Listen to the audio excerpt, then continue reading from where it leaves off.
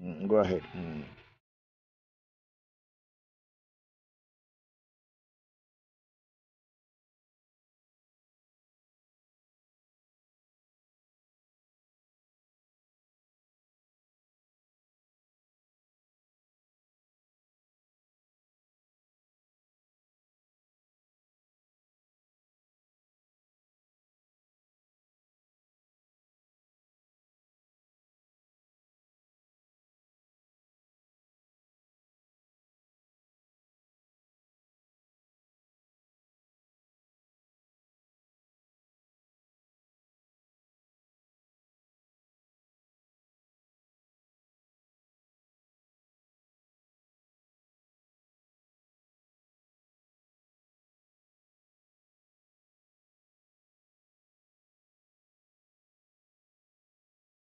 Go ahead.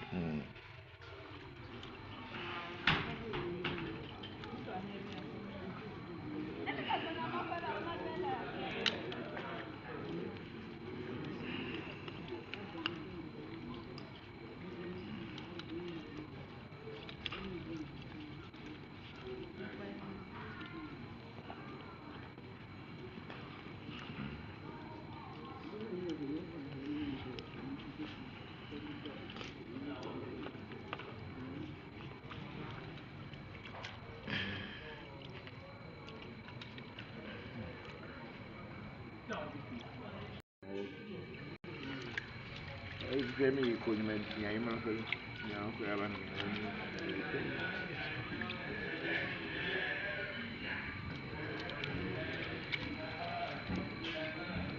also, let back here now. Kukula na ila kama hivi wako babu anavodwa anakomea hapo ready ana hapo ataita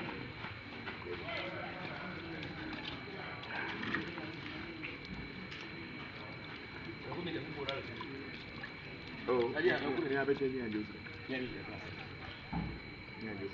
na wo bobo no ko ni ajuso boy mtango kwa the women ball oh me I find a way yeah kapra na kwa sito mimi hey me am kuko na transfer o ifu na kuko ayere ni ata manage wa abisoro oh ni ata nobody I can find a way na ya kuko ya kra akwa bobo ya ko akwa bobo le ni mo te ko ba re ya bobo ya kwa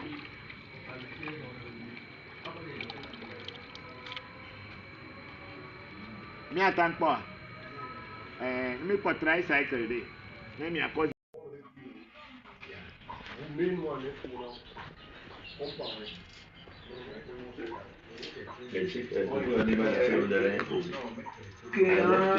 last time wale metubuche midasilo ndala ochifiche okura umidasile ndala ni fobi last week umidasile kokoro no oh wow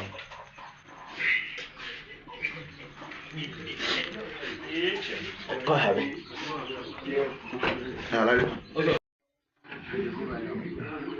oh emi kumile ni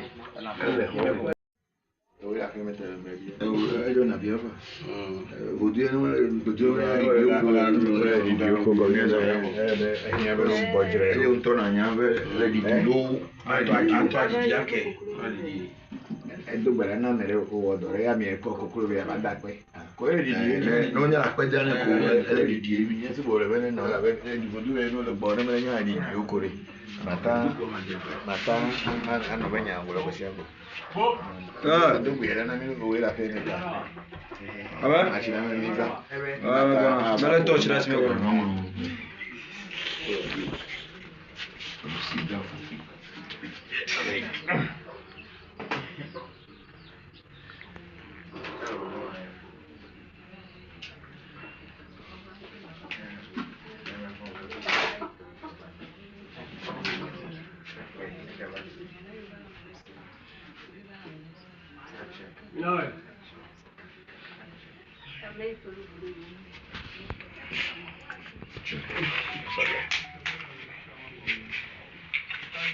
ada hore be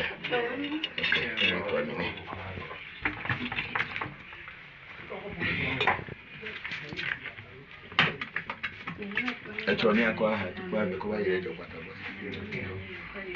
I mean, I know me as a son.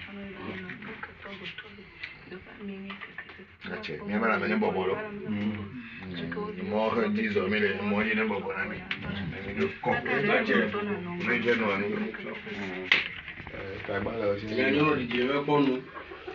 Bokor.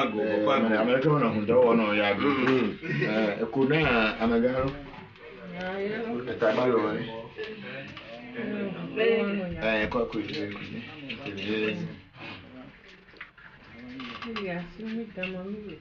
Voodoo nya agba wodu mutu.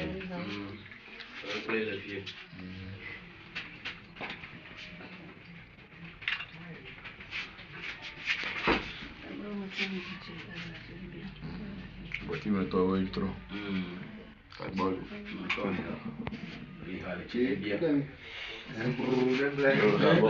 Gabon. You talk with Kakabibi, questa agballo mi da quello. Nemi odo mi pota ni yana mi desro batie. Apoio vou no made. Mezuba, India to.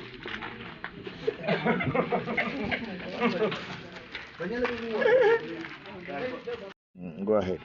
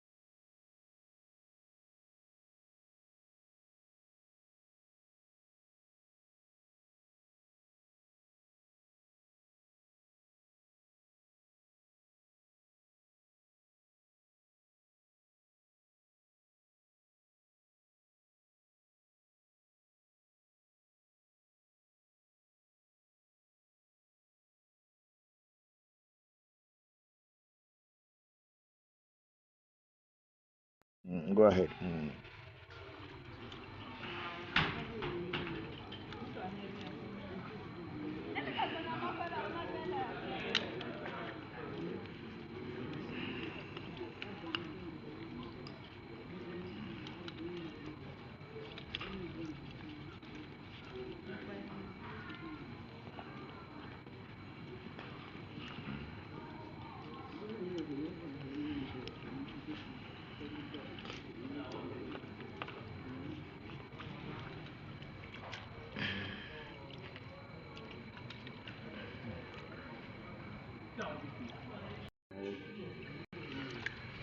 Jamie could mean Yaman,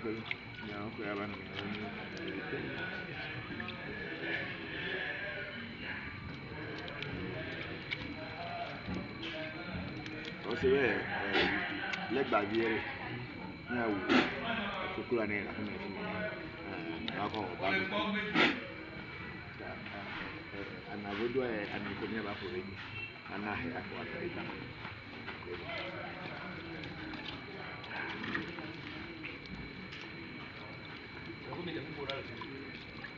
Oh, yeah, I'm going to have it in your juice.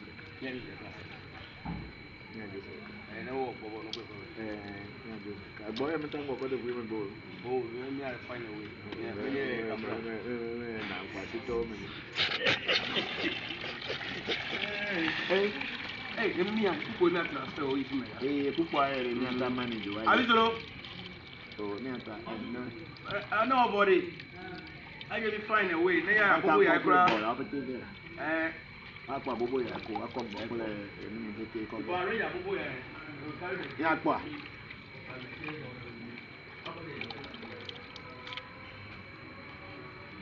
Me a tank pa. Me for tricycle day. Me a cause.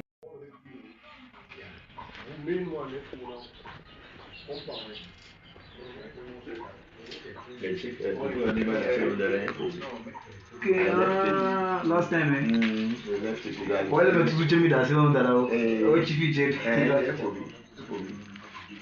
Bokor me that silver that I need for me. Last week, I made a silver for no. Oh, wow.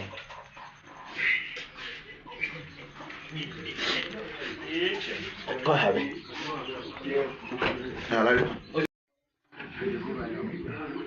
Oh, Amy Kumile. Oh, yeah, I can tell you. I don't have you ever. Voodoo,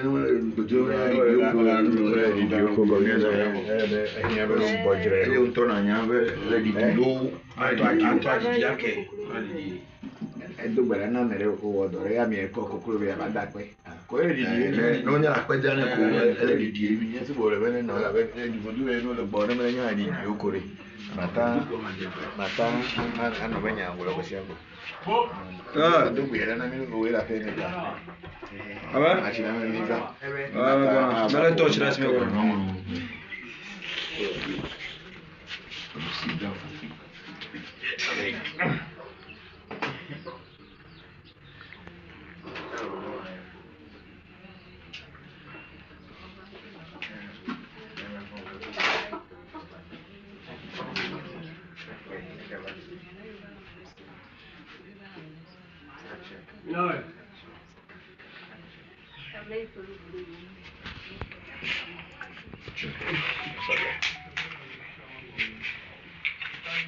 I don't hold it there.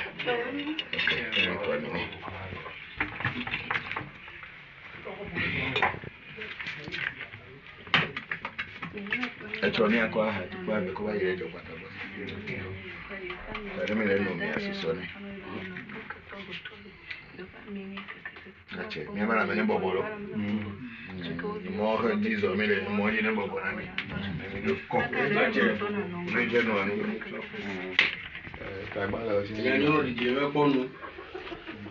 Bokor. American on the one or yard. Kuna Amagaro. The Tabalo. Cock.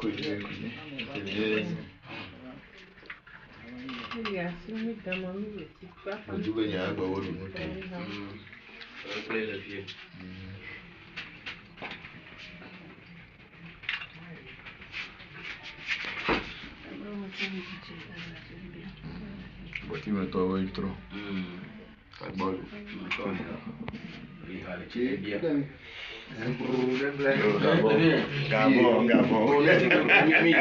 You don't wait.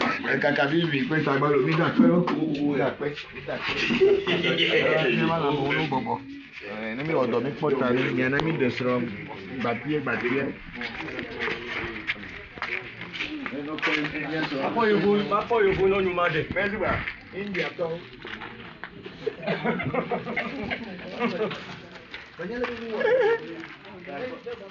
go ahead.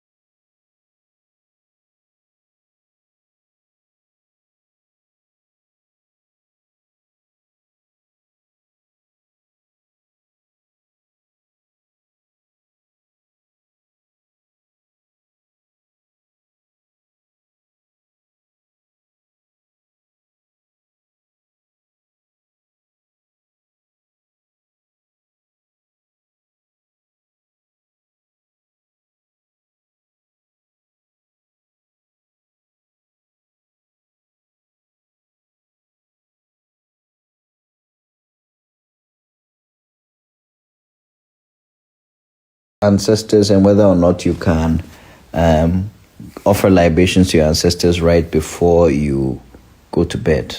Actually, it doesn't matter. You can do it at any time.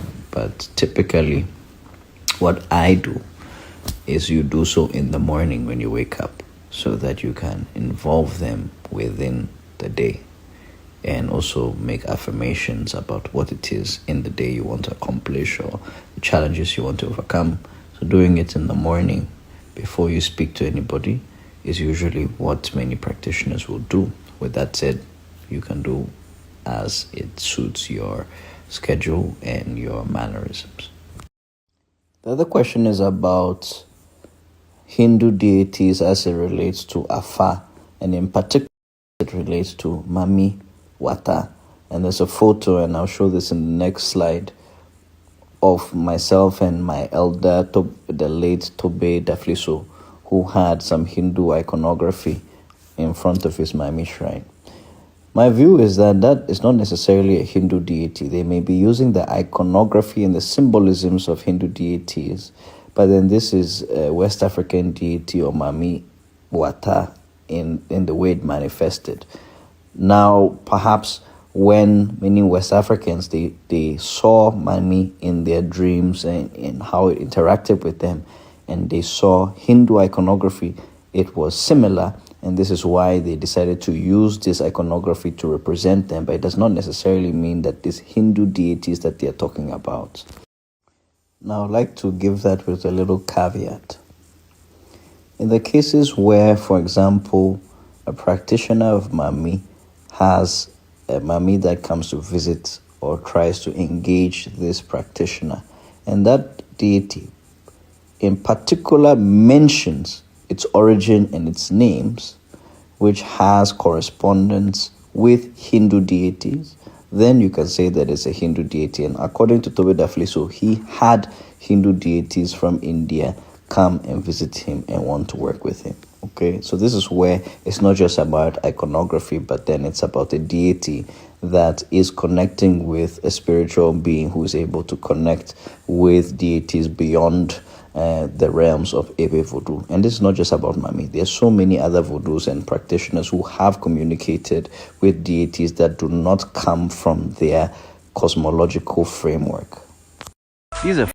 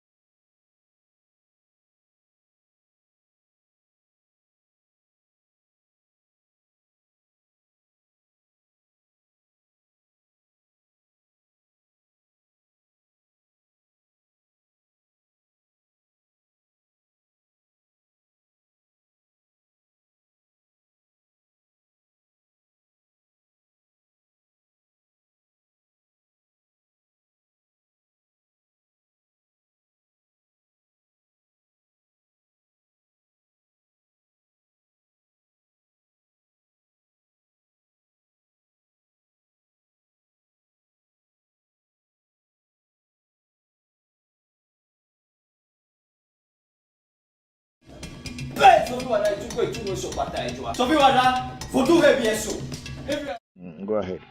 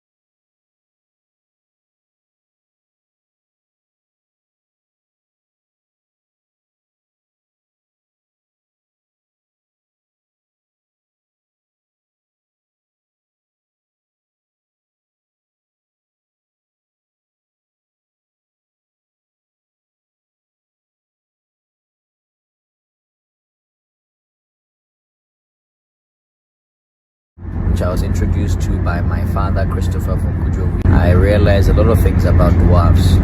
One, that they teach human beings about herbs, because two, they are spirits, they are not little people. Three, they assist in healing. Four, they assist in divination, so they can help a priest do more better divination. Don't joke with it. Thank you. Control it. Thank you. Obubuyaya is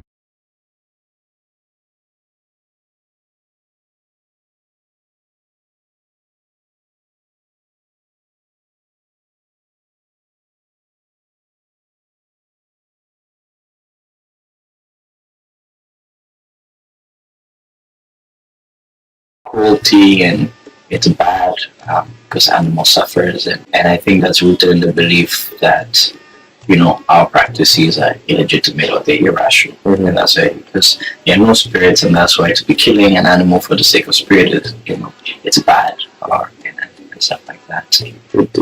Aren't like also the animals like consumed and some they are consumed, and that's where people are not. The criticism is not coming in the act, but actually the pain, the suffering. That's what, and the loss of life. That's where I think most of the argument is stemming from, or the suffering. And so, they don't really look at the holistic practice of the animal. Has a spiritual mission. And then after that, is consumed and is used to strengthen the community. Because after you eat, the whole community, after you make a sacrifice, the whole community would come and eat together, which is kind of like a family building. What I would say in response to that is, what makes it okay for human beings to kill plants and not animals? I don't think that plant is any less alive than the animal. A lot of times people would say, oh, it's animal cruelty and it's bad because animal suffers, and I think that's rooted in the belief that our practices are illegitimate or they're irrational, and that's why, because there are no spirits, and that's why to be killing an animal for the sake of spirit is it's bad, or and stuff like that. Aren't like also the animals like consumed and some they are consumed, and that's where people are not. The criticism is not coming in the act, but actually the pain, the suffering. That's what, and the loss of life. That's where I think most of the argument is stemming from, or the suffering. And so, they don't really look at the holistic practice of the animal. Has a spiritual mission. And then after that, is consumed and is used to strengthen the community. Because after you eat, the whole community, after you make a sacrifice, the whole community would come and eat together, which is kind of like a family building. What I would say in response to that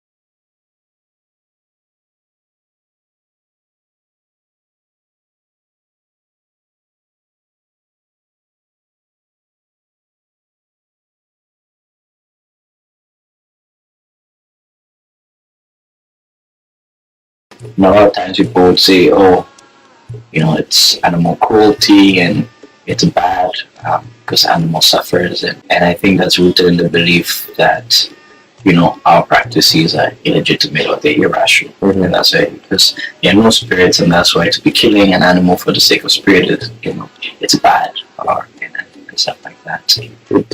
Aren't like also the animals like consumed and some they are consumed, and that's where, people are not, the criticism is not coming in the act, but actually the pain, the suffering. That's what, and the loss of life. That's where I think most of the argument is stemming from, or the suffering. And so, they don't really look at the holistic practice of the animal, has a spiritual mission, and then after that is consumed and used to strengthen the community. Because after you eat, the whole community, after you make a sacrifice, the whole community would, come and eat together, which is kind of like a family building.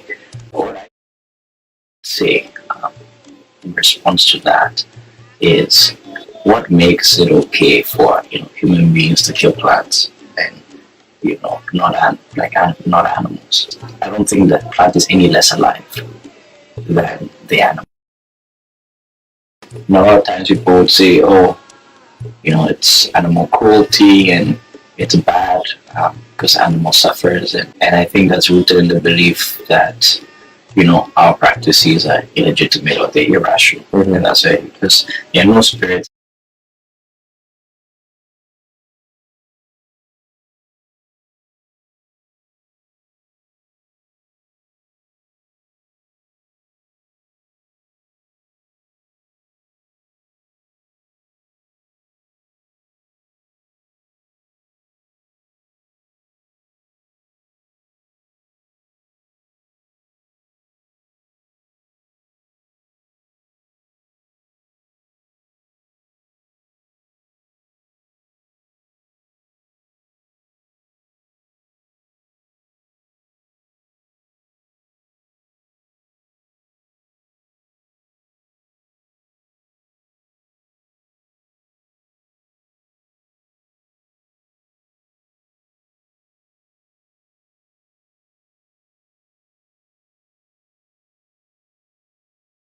Do anything, can even bring children from the other world into this physical world. Sena's mother gave birth to the first child, she got pregnant with the first child, Albert, but she had miscarriage. Then she had twins, who we call Angela and Angelica. They also had a miscarriage. So they said that Chico will not born again. The doctors said there's no possible that she will give birth again. So I asked Akai said no, she will born. So we should just not listen to what the doctors were saying. Somewhere along the way we went to the hospital. They said, oh no, the baby will not be okay, so they should do abortion. Because otherwise the child will be a Down syndrome child. Then I asked Akai said I shouldn't mind the doctors. So we kept going. Because you could not eat, they put the plaster and all this thing over his eyes and everything. So they have to feed him through the nose. And he was eating only 4 cc. 4 cc? It's like how the mouse will eat. We kept praying. Akai said I shouldn't worry, it will be okay. And finally, today, that is Sena we are seeing. So I don't know what the gods and the spirits wanted him to come and do in this world.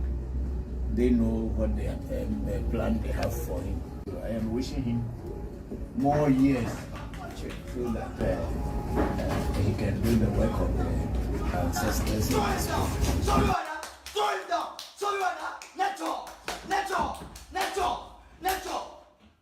So when we talk about Akai every time, it's not like it is not anything. It is something that can do anything, can even bring children from the other world into this physical world. Sena's mother gave birth to the first child, she got pregnant with the first child, Albert, but she had miscarriage.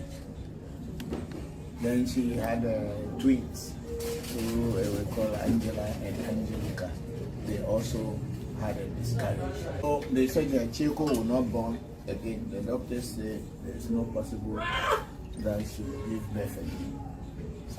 So I asked Akai said no, she will born, so we should just not listen to the doctors were saying.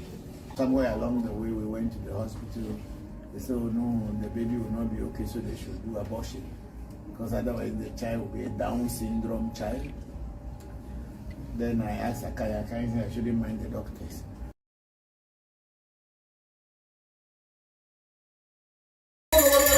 Let's see you. Anywhere with me.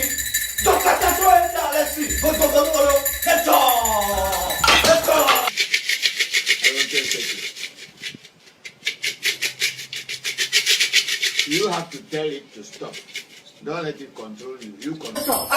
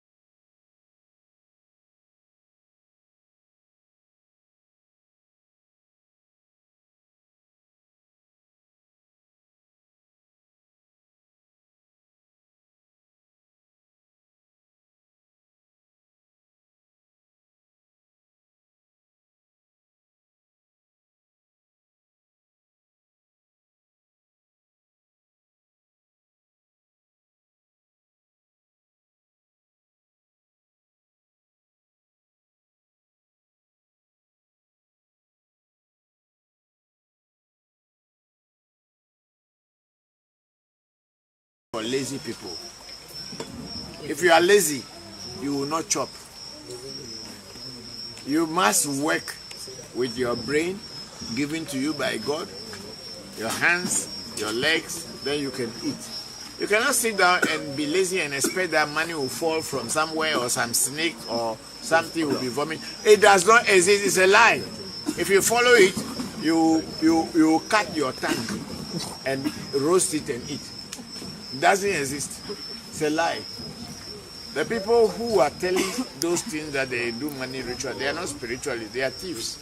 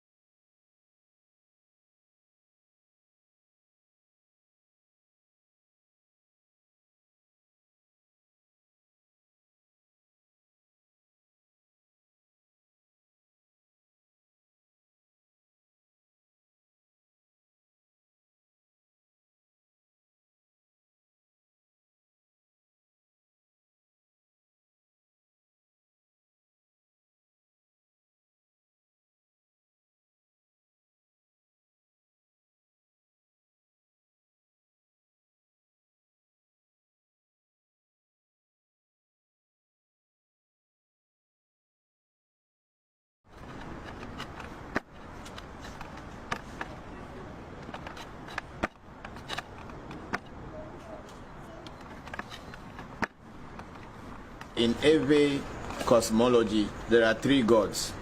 One is called Mao Sobo Lisa, the one that is always changing and changing and changing. Then there is a Mao Kiti Kata, who is a supporter of Mao Sobo Lisa and the one that is creating and overseeing the creation. And then the third one is called Mao Ese, the one that has brought each and every one individually or created human. So in every cosmology, there is one God who only creates human beings. There is the other one who created the world, and there's one who oversees it. So the Mao Ese is the one that creates each and every individual. So for you to be born on a Monday, to be born in America, born in Japan, or born wherever, it is your Ese. Ese is, in English, is called destiny. Every culture has a word for destiny. In our Akan language, it's called Nkrabia. In Japan, they call it Umme, which is destiny. So every culture, whether Africa, Europe, Asia, wherever, they have a name for destiny in their language. And your destiny is not the same like another person's destiny. We all have different destinies. Just like our fingerprints. No 2 fingerprints are the same. So it is with destiny.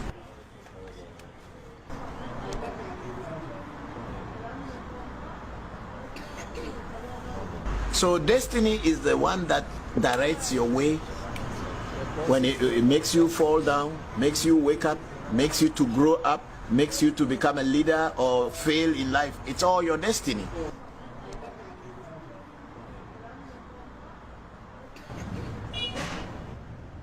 Everything that happens to you in life, to get a good husband, a good wife, a good job, good education, parents that you will be born to, is all directed by destiny. You can be born by poor parents, but that's what your destiny chose for you. But then with that poor parents, maybe through their guidance, in a way, that is how you will be. So are people also born in royal houses and everything is on silver platter? They eat with golden spoons. It is their destiny.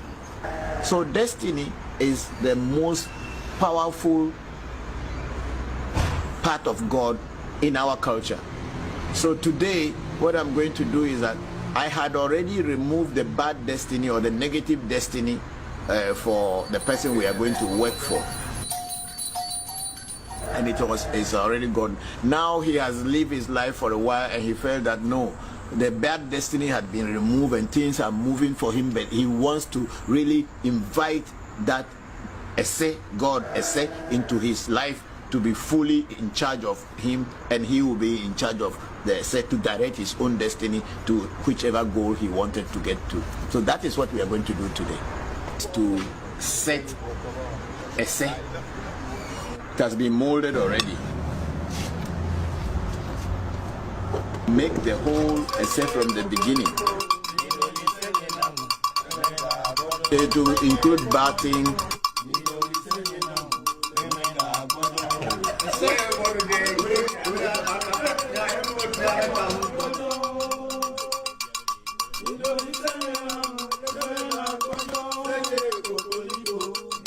Clothing.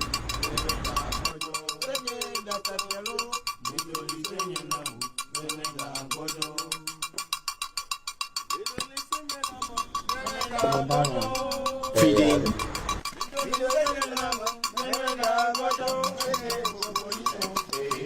And then drinking.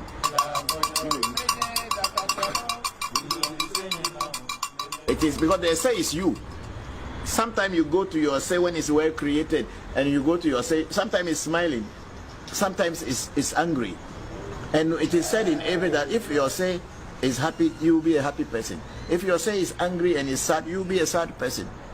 So Ese directs everything. Destiny now the churches and everything are having Destiny Summit. Destiny Summit. So that means there is something called destiny.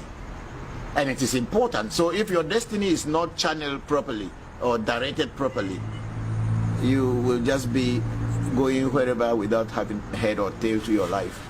But if your destiny is properly set, everything that is in your destiny must be realized. You must realize it. But it is you who has to work it, to let him work for you.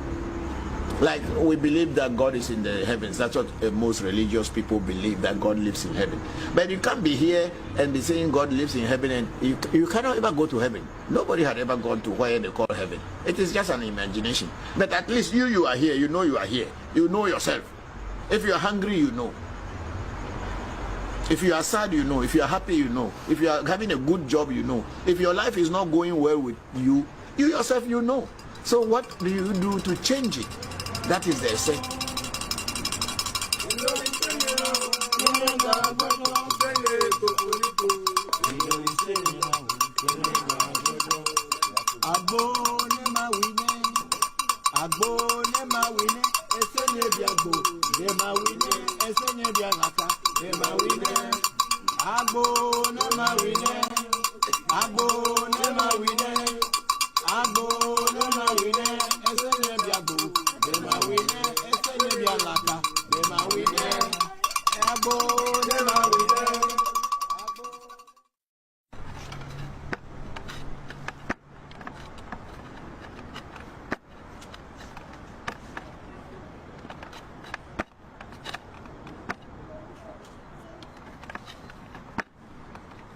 In every cosmology, there are three gods. One is called Mao Sobo Lisa, the one that is always changing and changing and changing. Then there is a Mao Kiti Kata, who is a supporter of Mao Sobo Lisa and the one that is creating and overseeing the creation. And then the third one is called Mao Ese, the one that has brought each and every one individually or created human. So in every cosmology, there is one God who only creates human beings. There is the other one who created the world, and there's one who oversees it. So the Mao Ese is the one that creates each and every individual. So for you to be born on a Monday, to be born in America, born in Japan, or born wherever, it is your Ese. Essay is, in English, is called destiny. Every culture has a word for destiny. In our Akan language, it's called Nkrabia. And in Japan, they call it Umme, which is destiny. So every culture, whether Africa, Europe, Asia, wherever, they have a name for destiny in their language. And your destiny is not the same like another person's destiny. We all have different destinies. Just like our fingerprints. No two fingerprints are the same. So it is with destiny.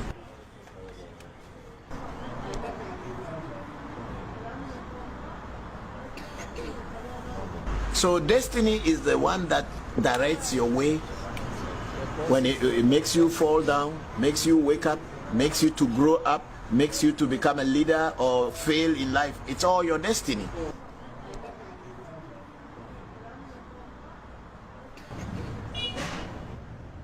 Everything that happens to you in life, to get a good husband, a good wife, a good job, good education, parents that you will be born to, is all directed by destiny. You can be born by poor parents, but that's what your destiny chose for you. But then with that poor parents, maybe through their guidance, in a way, that's how you will be. So are people also born in royal houses and everything is on silver platter? They eat with golden spoons. It is their destiny. So destiny is the most powerful part of God in our culture.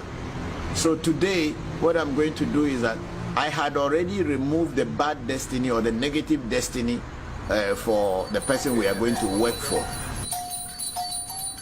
And it's already gone. Now he has lived his life for a while and he felt that no, the bad destiny had been removed and things are moving for him, but he wants to really invite that God into his life to be fully in charge of him, and he will be in charge of the essay to direct his own destiny to whichever goal he wanted to get to. So that is what we are going to do today. To set essay. It has been molded already. Make the whole essay from the beginning. To include bathing.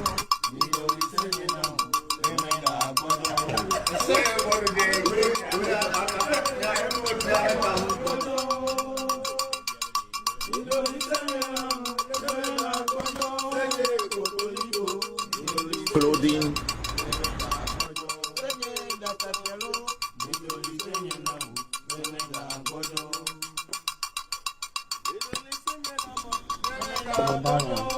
Feeding.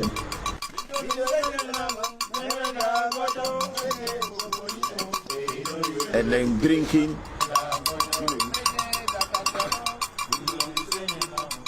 It is because the essay is you. Sometimes you go to your essay when it's well created, and you go to your essay, sometimes it's smiling, sometimes it's angry. And it is said in Ewe that if your essay is happy, you will be a happy person. If your essay is angry and is sad, you will be a sad person. So essay directs everything. Destiny. Now the churches and everything are having Destiny Summit. Destiny Summit. So that means there is something called destiny. And it is important. So if your destiny is not channeled properly or directed properly, you will just be going wherever without having head or tail to your life. But if your destiny is properly set, everything that is in your destiny must be realized. You must realize it. But it is you who has to work it, to let him work for you. Like we believe that God is in the heavens. That's what most religious people believe, that God lives in heaven. But you can't be here and be saying God lives in heaven, and you cannot ever go to heaven. Nobody had ever gone to where they call heaven. It is just an imagination. But at least you are here. You know you are here. You know yourself. If you are hungry, you know. If you are sad, you know. If you are happy, you know. If you are having a good job, you know. If your life is not going well with you, you yourself, you know. So what do you do to change it? That is the essay.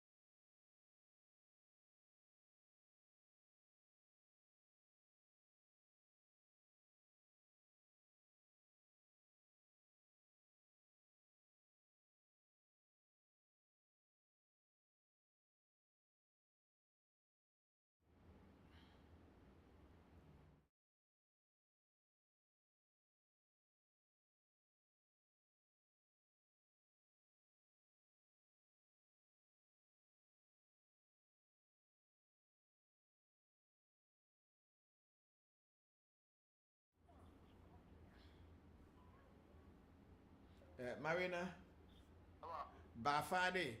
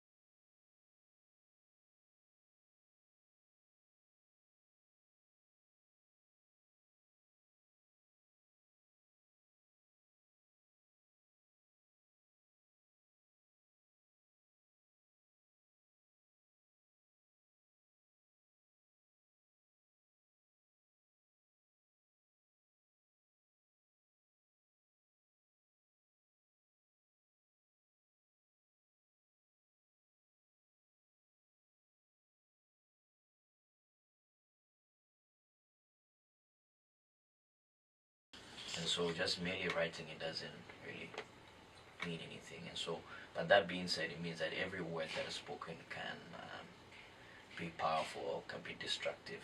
And so before.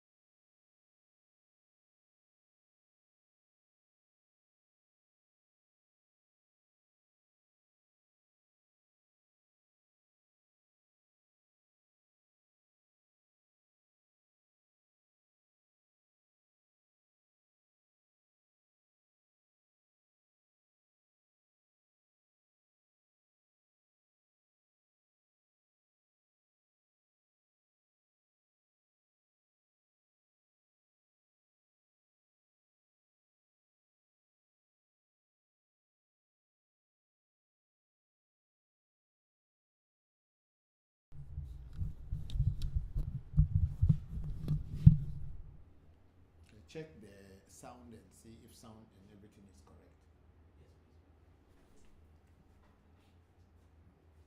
For I'm gonna play everything. And the top, before and the top.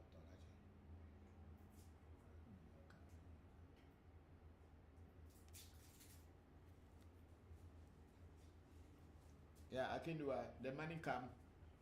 Yeah, it don't come over me. Okay. When I finish, I'm doing program. I finish.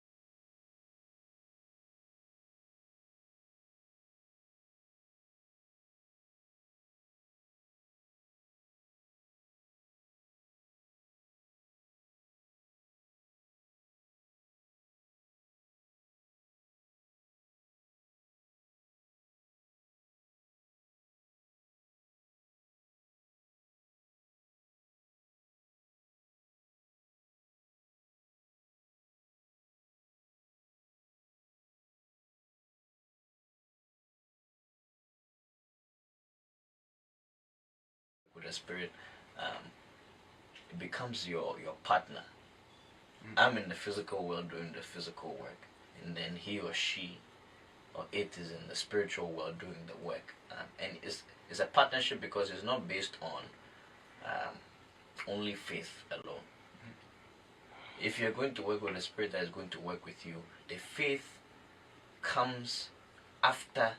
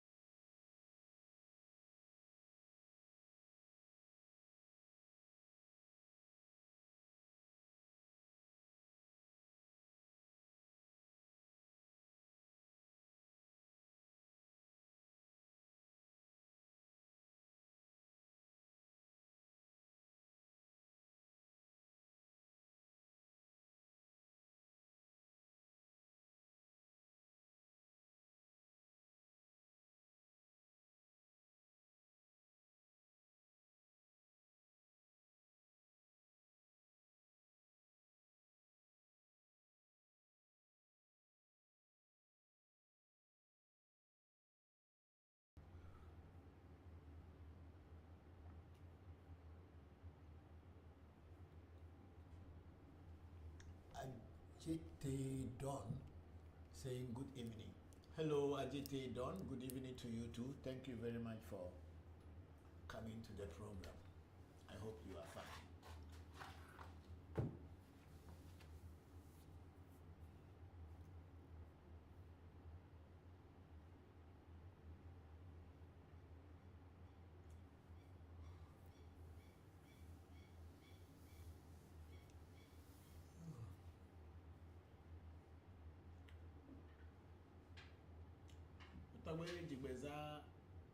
Is that Tobe Jigbeza? Yes. This thing is not very clear. I can't see. It's blur. The whole thing is blur. I don't know whether it is a camera or what. It's blur. Because I can't see very well. It's not sharp.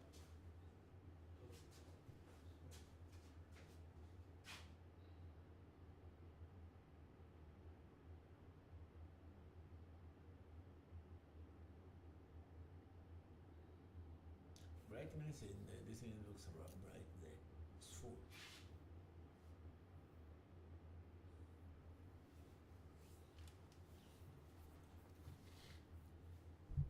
Okay, Tobe Jigbeza says, so as a greetings and good day, Papa. Bokor and ReVodution. Tobe Jigbeza and ReVodution. America Mandela Nudo. Akpe. Thank you very much. Okay, let's go on. I think we don't have many questions. No, please. What's the time? It's 4:51. Oh, then why? Okay, no problem.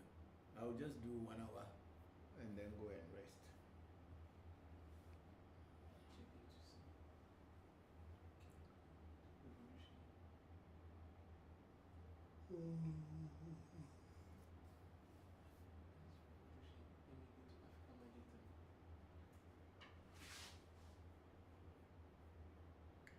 Did you play some videos today?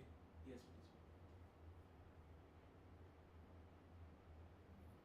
I don't think we have any. We don't have for people who are actually online.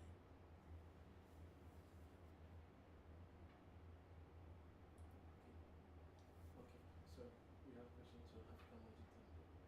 Okay. We have Tobe Bullet Saba, one of our Bokor and our teachers, saying that showing us a sign of victory. Tobe Akpebobore Leke. This is one of our Tobokors and one of our teachers. So we salute him for all the knowledge he shared with us and continue sharing with us every day. Then we have a DJ, say greetings, and everyone at AMT. Thank you very much, DJ. How are you? Thank you very much that you are here. And then earlier, that's before, and I said there's no sound.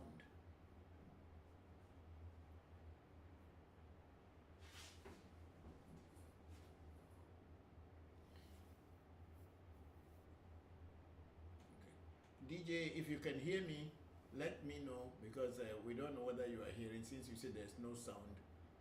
We cannot hear ourselves very well.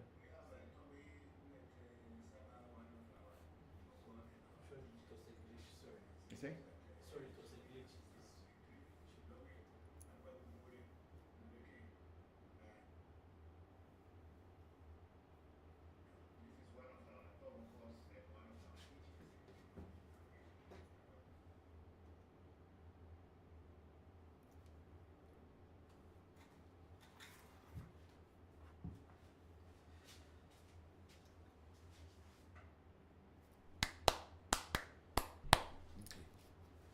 Okay, so DJ is asking a question that can destiny be fed anytime or unless the request come before? Okay, you see destiny, when destiny is set up for you, there are times that you feed the destiny, but you pray to that destiny every day, almost every day when you have the opportunity. You pray to that destiny every day. But for destiny to be fed, it is time once a year, or when the destiny it's a request for a feeding through a reading, and they tell you that you should feed them. That is Clubhouse. Okay, so we have Clubhouse also here. We are on Clubhouse as well. So destiny will be fed or can be fed when it demanded that you should feed him. But apart from that, then you feed your destiny once a year. That's how I was taught. I don't know how other people do them, but my teacher told me to feed the destiny once a year. But then if I do a reading and destiny requests that I should feed it, then I have to feed it. It's still there. What is it the phone camera? That's why it's not clear. But if you look here, you can see that it's dark. I don't know how that comes about. Is the resolution of the machine? Let me fix it. Sorry.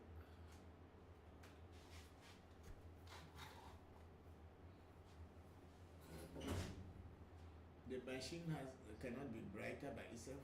I'm working on making it brighter. Sorry.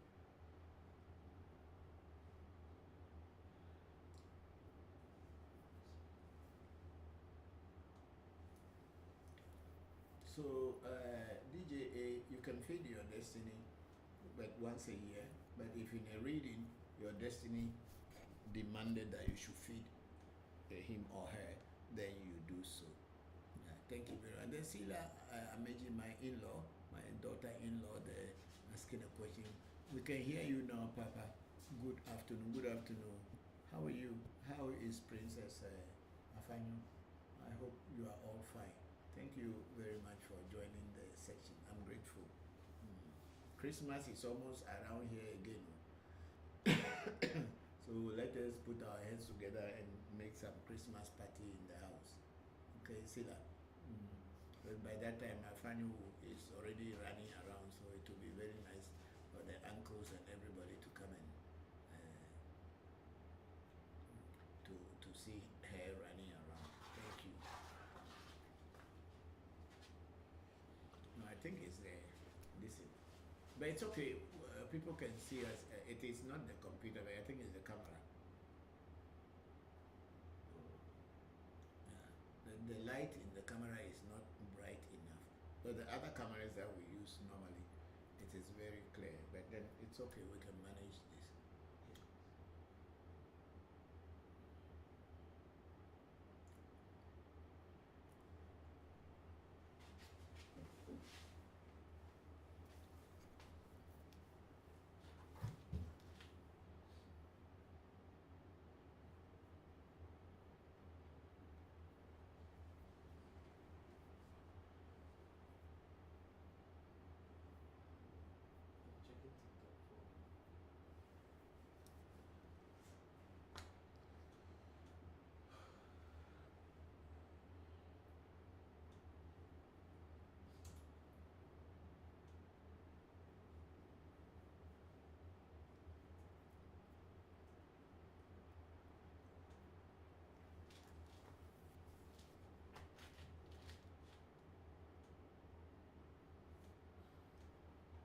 Okay, we welcome Zil on Clubhouse.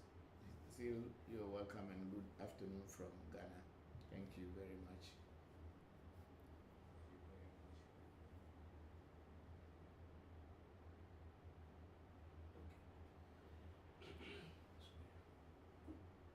Okay, we are on TikTok now. We have Luna, big sister Luna Nicole, the Sunday Blessings Papa, and AMT family. I'm grateful to join today's section. How is everyone? We are all fine. Thank you very much. And how are you? How have you been? How was the last week? Hope your health is improving. I wish you Christmas tidings. Is that how they say? Compliments of the season. Yeah, thank you very much for joining. And then we have Soul to Soul Spirituality. It's a good evening, Papa. Hello, Soul to Soul. Thank you very much for joining. I hope you are fine. Thank you. And then we are JT Dawn, which we had read earlier. Say good evening. Hello again, JT Dawn. Thank you for joining today's section.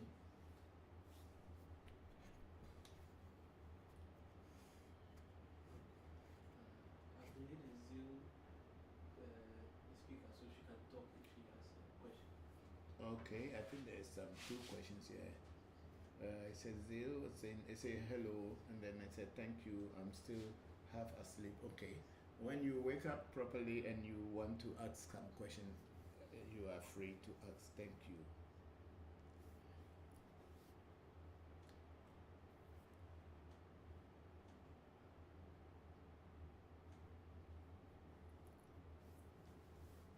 Good morning, Mr. Bokor. Good morning. Good morning. How are you? Just getting going. Okay, we thank God. We thank God that you are still kicking and still alive. I wish you compliments of the season. Compliments of the season. We are now in the Christmas and the Yuletide season, so I wish you all the best. Yes, Thanksgiving was this past week here in the United States. So it's a big family holiday. Yes. I have been reading a book by, his name is, I don't know how to pronounce it, but Alexis Tangan.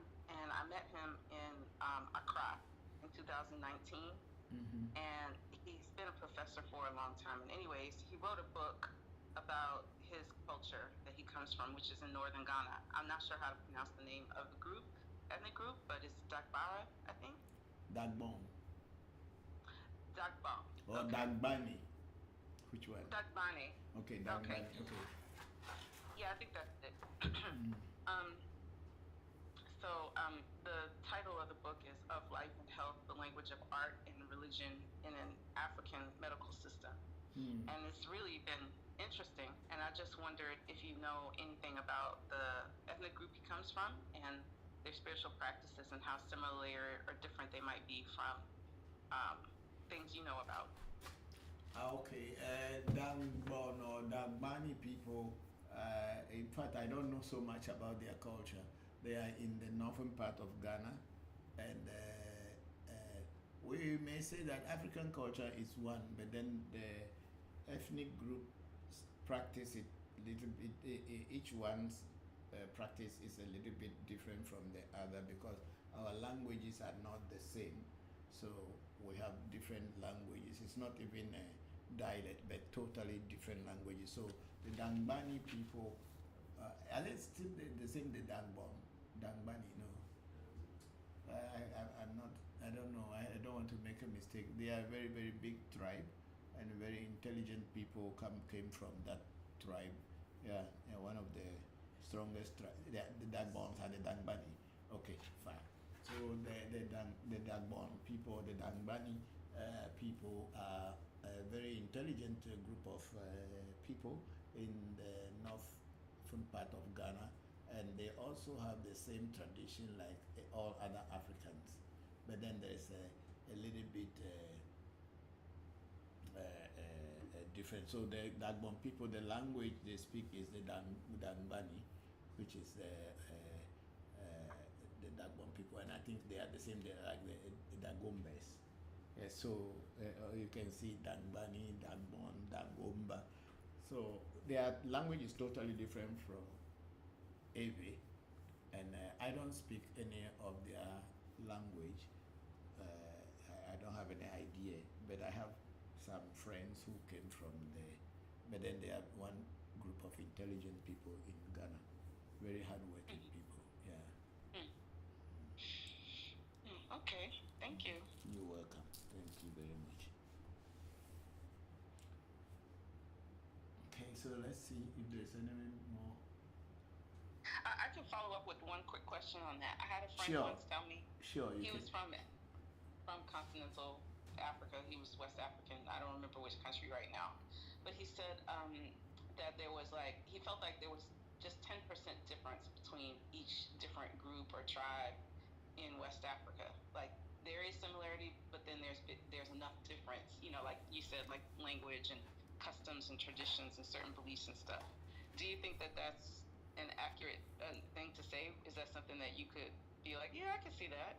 I don't know, because when somebody put a percentage of differences between tribes or ethnic groups and all this, I am not sure. I don't know what kind of data they are using to do that, but I know that in each that's what I said earlier. African culture is the same, only some little differences between each ethnic group and another ethnic group. But whatever that percentage is, I don't know, and I cannot say yes or say no because I have no idea what percentage of difference is between the tribes. Yeah.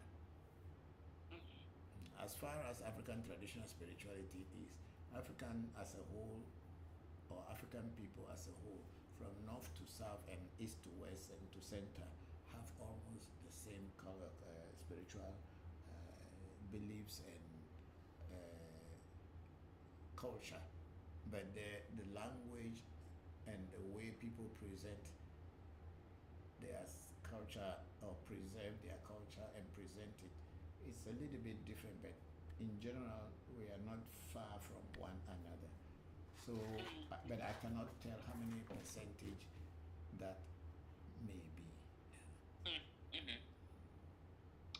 Okay, thank you. You're welcome.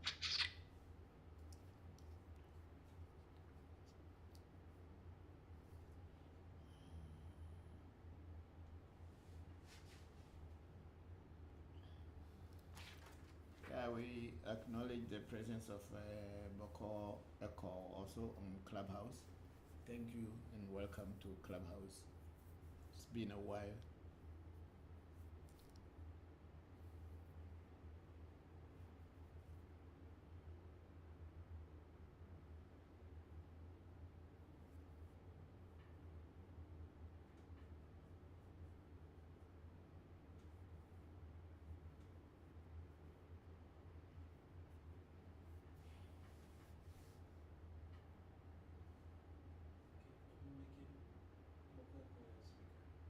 He said? I'm making him a speaker. Speaker? Who? Bokor. So in case he wants to talk. Okay, Bokor, if you want to talk, the speaker is open out for you. Thank you. I'm happy to be here, Papa. I really miss you, but give me this week. You will see me.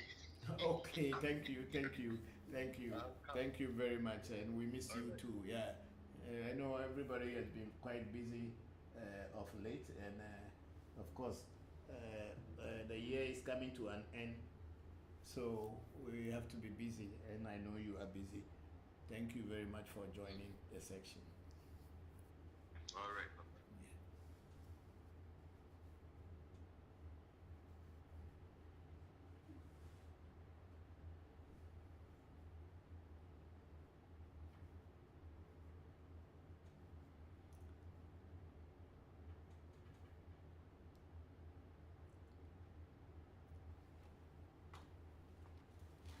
Mr. Bokor, I can ask another question since there's so much quiet right now.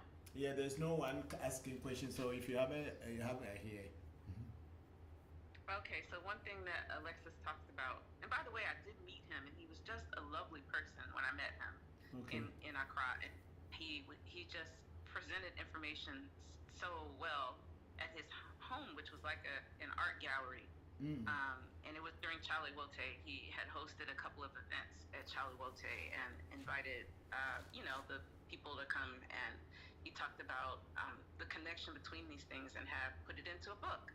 And since I'm an artist and I'm interested in African spiritual practices and healing, it's like everything I'm like most interested in one book. Yeah. I have found it very difficult. I have to like twist my mind to understand a lot of things. One of the things that I find interesting is how in his culture, which I think is the case for many West African spiritual practices, that when a person has a condition, it's looked at, I think the way he describes is on a cosmic level, a physical level, and a social level. And so I guess that's what we would call a holistic approach to healing. And so I think that I wonder, when it comes to the social part, I guess one of the questions is, with Western medicine, we don't typically consider the social part at all. And when Westerners come in to bring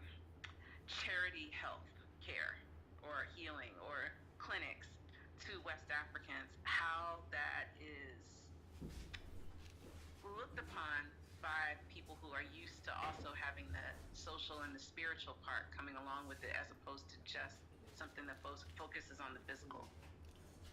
Okay, what is happening now is that the world is totally dominated by Western culture.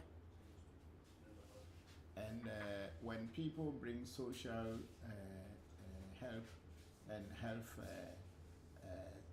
situations or things to other people, a lot of people just accept it. People do not even think about it in the terms of whether we are from this culture or we are having a traditional way of doing it. Majority of people are just consumers. They are looking for help all the time. So for them, anything that comes, they accept it and they take it, and there is no actually no problem at all whereby somebody will say, oh, because this is coming from what do you call it, from the Western Orthodox medicine, so we will not accept it. No, people just accept because it's a free things, not always free, but people think that when they say it's free, a lot of people rush to it, whether it is good for them or it's not good for them. People put that as a secondary thought. It's not their primary thought that, oh, whether it is good or not. As long as it is free, we will take it. So people do not really come to think about culture before going for anything free, as far as my studies or my knowledge is concerned. People just go for anything free. I'm sorry to say, if in Africa you bring a very poisonous food and you package it well and you say it is free, people will go and eat it first before they will be complaining later. That's what we have been brought down to. So anything from West, our people are not against this, whether they are traditional people or they are not traditional people. If it's a free gift, so-called free gift, people will rush for it. And that's why the West has gotten us. They know that we are always in need, so they find ways to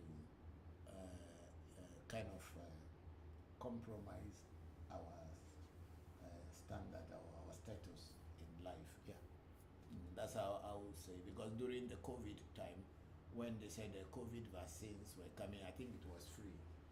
A lot of people rushed in to take COVID vaccine because it was free.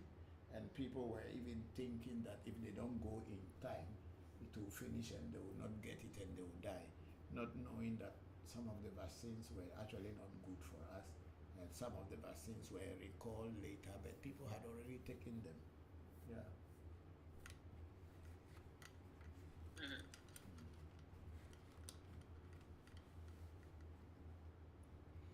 Okay, thank you for that insight. Thank you too.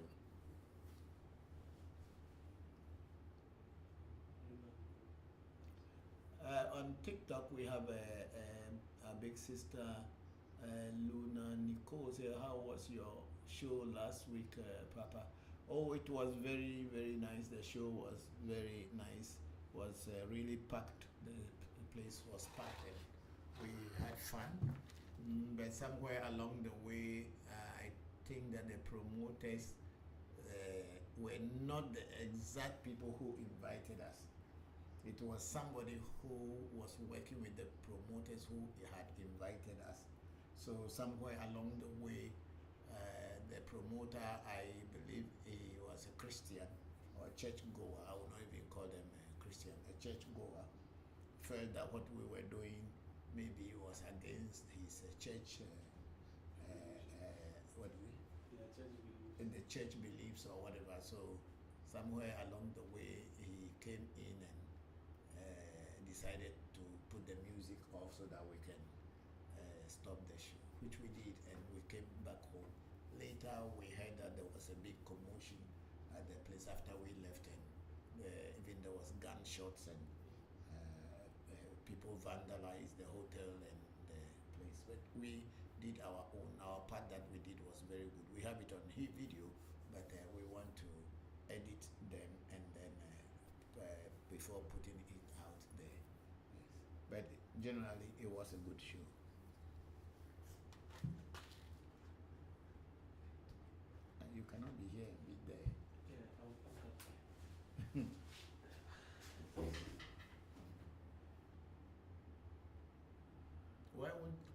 Kofi come and be on one of these things? He's coming.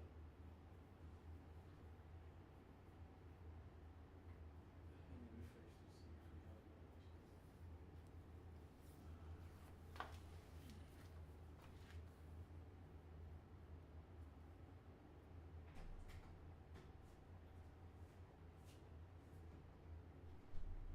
Kofi come and help. Bokor. You be here, he's doing something here. So, because the tripod for holding the iPad is left at the shrine.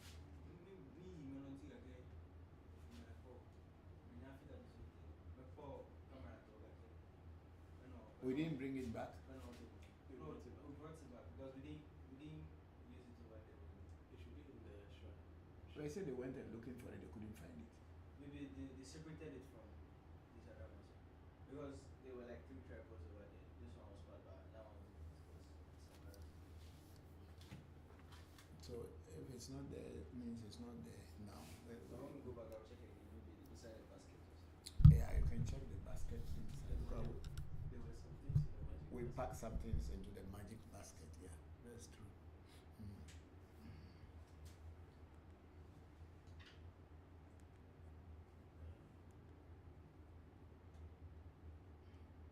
Is there any question? Okay, then big sister Luna Nicole said goodness. And then I said, I'm happy to know the show was good. Yes, it was good. Thank you very much, big sister, for your concern.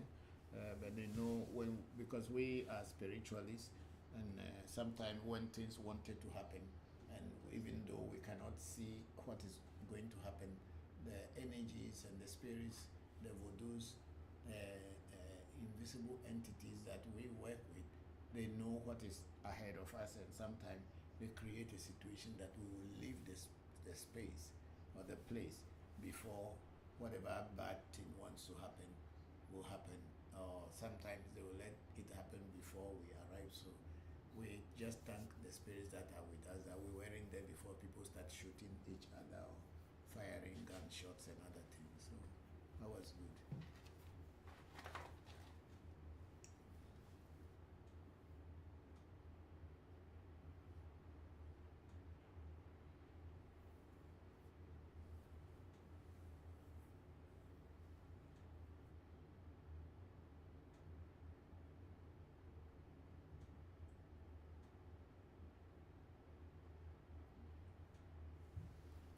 Let's just wait.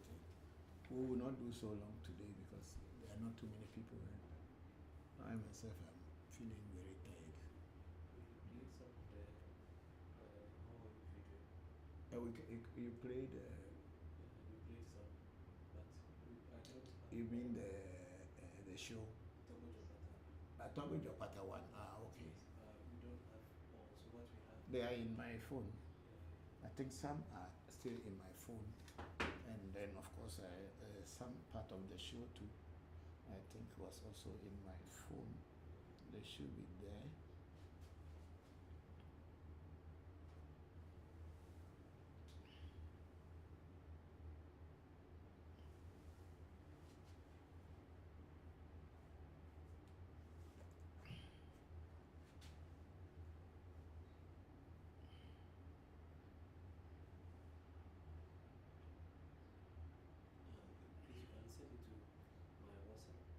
I don't even know what to send you. That's why I'm wait. That's why I don't know which one to send you, but I'll just send. Mr. Bokor? Yes, Zil. I'm only speaking because because it's so quiet today. Nobody is here today, so we don't have many people here today, and we don't know, but everything has a reason. We were just here. So you can still ask questions. It's fine. Okay, last week I asked a couple questions, and I've still been thinking about, or maybe it was the week before last. And so one question was about,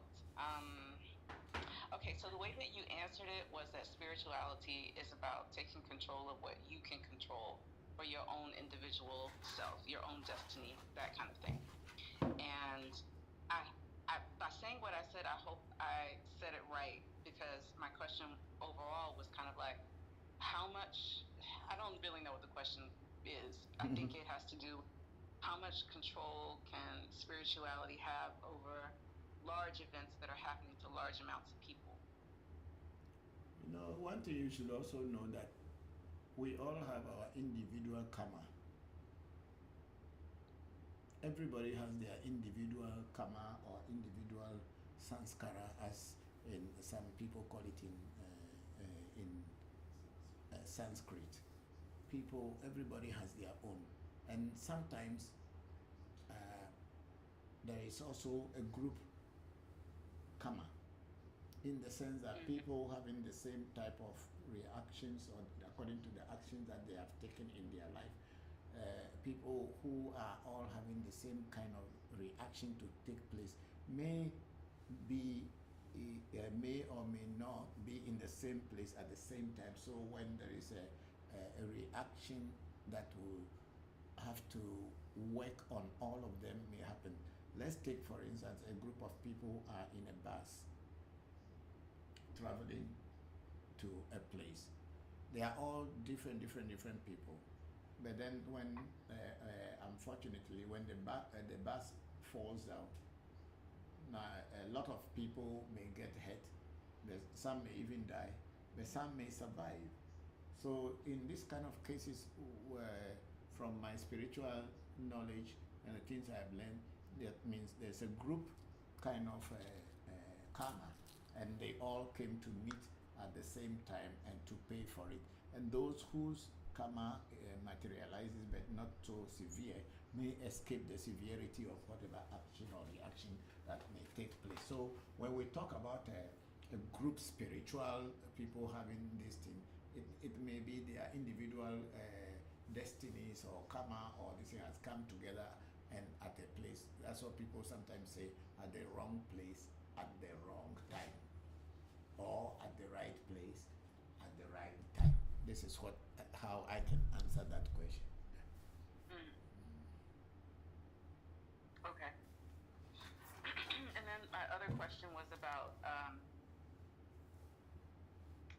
it's similar to exactly what I asked last week, but I'm just asking in a different way. Okay. And again, not sure of the right words to use, but excuse me. What is the difference between being trained to do divination versus having an innate talent to see certain things? To be trained to do something is just the same like anybody else, not necessarily in spirituality or in divination only. Your father can have a car, and you watch your father driving the car. So one day you try, or you sit beside your father watching him the way, or your mother watching, you are watching your mother or your father driving a car, and then maybe one day you decide to drive the car. You put your key inside and you move the car. But before you can be accepted by authorities, whether physical or spiritual, for you to be a driver, you need to get a license. And that license can only be given to you when people who are who are the authorities sees you performing according to the rules and regulations that you are supposed to. Then people can now give you the go-ahead that you have a license as a driver. Whereas if you are just driving without a license, you can get caught in a situation where you have this. There are spiritual laws also to everything that we do. There are universal laws to everything that we do. And if you don't know something but you feel that people are doing it, and you can also just do it because you have an idea, yes, of course you have all the right to do it. But when the law caught up with you, the consequences are yours and yours alone, not anybody. People can just wake up today and say, oh, I think I have been called by God to be a priest. Who was there before God called you? That one you cannot answer, and no one can answer that question. Or about that, oh, it is my destiny to be a healer. Who told you it's your destiny? What destiny, the lessons or examinations have you gone through that proves to you that by your destiny you are supposed to be a healer? Everything has an owner. Everything you do in this world or everything you touch here, there is an order.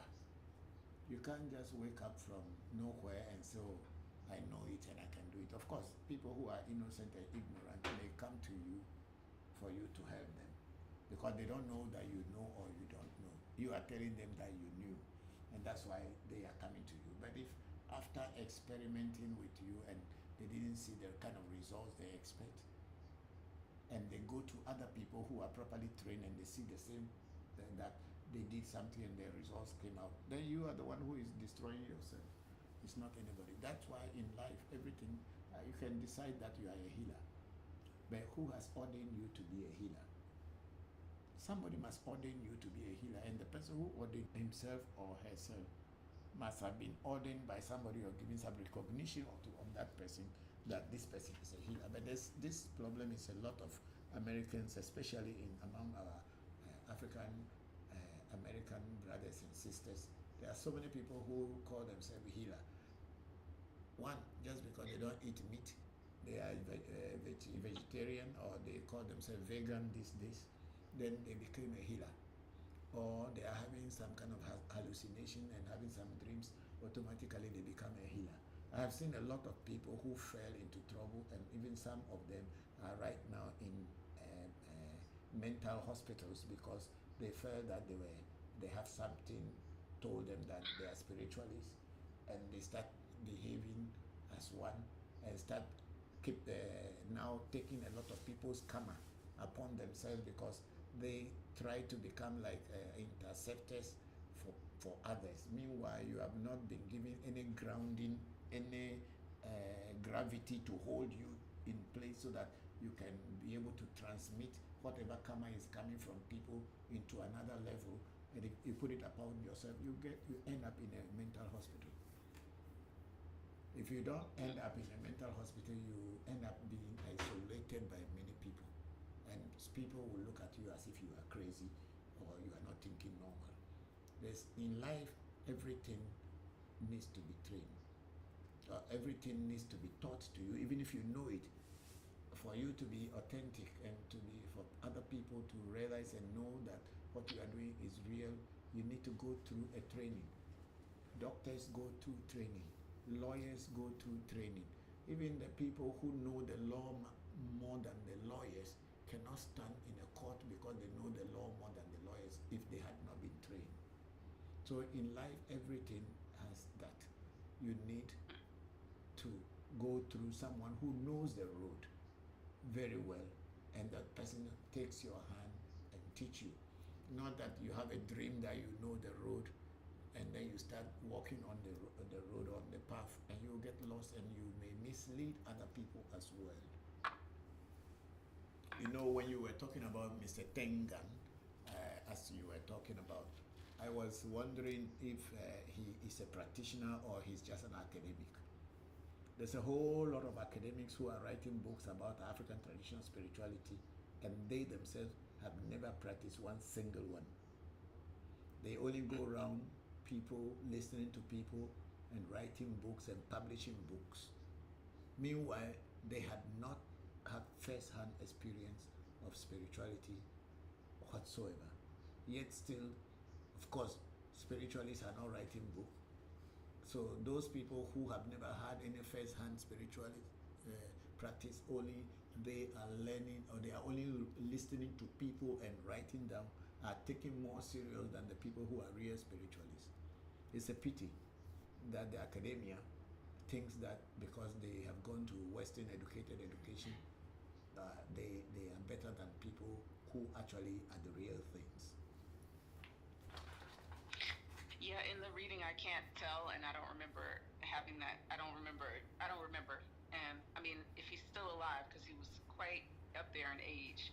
After I finished reading the book, I was going to try to reach back out to him, to ask some more questions about things I didn't understand in the book and just try to make a connection. Yeah, I can't say that, and I have heard you say that before, and I took that to heart as I'm reading. And at the same time, I do feel some level of appreciation because I'm not there. I'm not able to go there, and there's no way for me to access a whole lot of information that I want to know about unless I read a book. Yeah, I could probably go watch some documentaries or some videos or something like that, but they don't always go deeply enough into,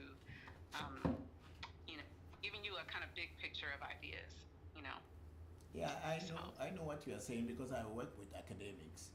I work with other academics in people in academia, in universities, and talking about traditional spirituality. But in reality, most of them do not want to be part of the practice. One reason, because before you can be given a title in the academia, they want you to be neutral so that you don't get yourself kind of muddied by what do you call it, colloquial, or is it colloquial, I'll call it, or primitive people. Meanwhile, they want to write about primitive people and make money out of it.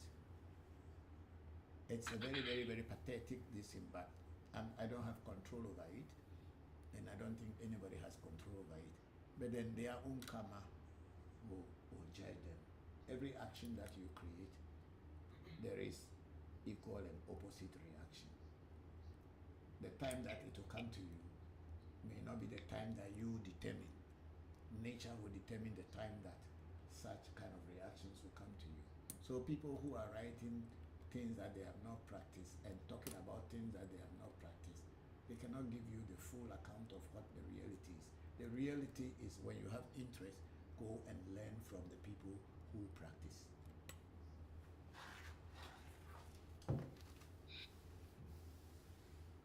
Yes.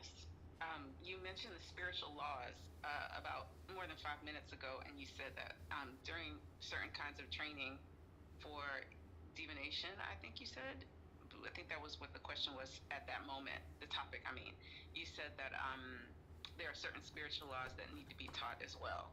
And I think that since you said that, you slid a couple in different places, but I just wanted to hear a couple of examples of what those spiritual laws are. You might be repeating yourself, but I just want to hear what you have to say. No, because spiritual laws are just the laws of nature. Do unto others as you would want them to do unto you. That's the base of every law in nature. Do unto others as you would want them to do unto you. You don't cheat people if you don't want to be cheated. Don't take advantage of people because they are ignorant. And if you don't want to be taken advantage of. Do not do things that you would not want people to do unto you. As simple as that. That's just the base of all the spiritual law. That's the base. So if you heard the statement that, oh, well, we have to do this because if we didn't do this, then they would do this bad thing to us. What would you say to a person or people who believe that? I don't understand your question. Okay, so there is, for African Americans, I'll be more specific, here in the United States, a lot of bad things that have been done to us by the group with the most power, which is white people, historically, they have said they did what they did to us for a lot of different reasons. But one of the reasons is because if they didn't do it to us, we would do it to them. We would treat them badly if they didn't treat us badly first. So I wonder what your thought is about that. I don't think that law holds. That is fear. It's not a law. It's a fear. Fear is one of the most dangerous weaknesses of human being. You kill someone because you are afraid I will kill you. How do you know? It's not, that one is neither here or there to say because if we didn't do it to them, they will do it to us. What did the Native Americans did to white people? They didn't do anything to them. Is it not the white people who came to invade their land and kill them? So will the native, the white people say, because if we did not kill the Native Americans, then they will kill us. What did they come to do in their land? What did they come there for? They have their own land in Europe. Why wouldn't they stay there? The same thing the white people in Australia did to the Aborigines in Australia. And who asked them to go there? Now, who asked them to come to Africa? So that saying that if we didn't do it to them, they will do it to us. If you come to my house to steal me, and you are saying that if you did not kill me, I'll kill you, who told you to come to my house to steal my things? So that law doesn't hold. It's just a biased law or a way of looking at things, that you are evil, yet still you want to blame the victims as if they are the culprits. That's the worst kind of thing that can happen, because you who is the aggressor, you are trying to blame the victim. And I think that's what white America is all about.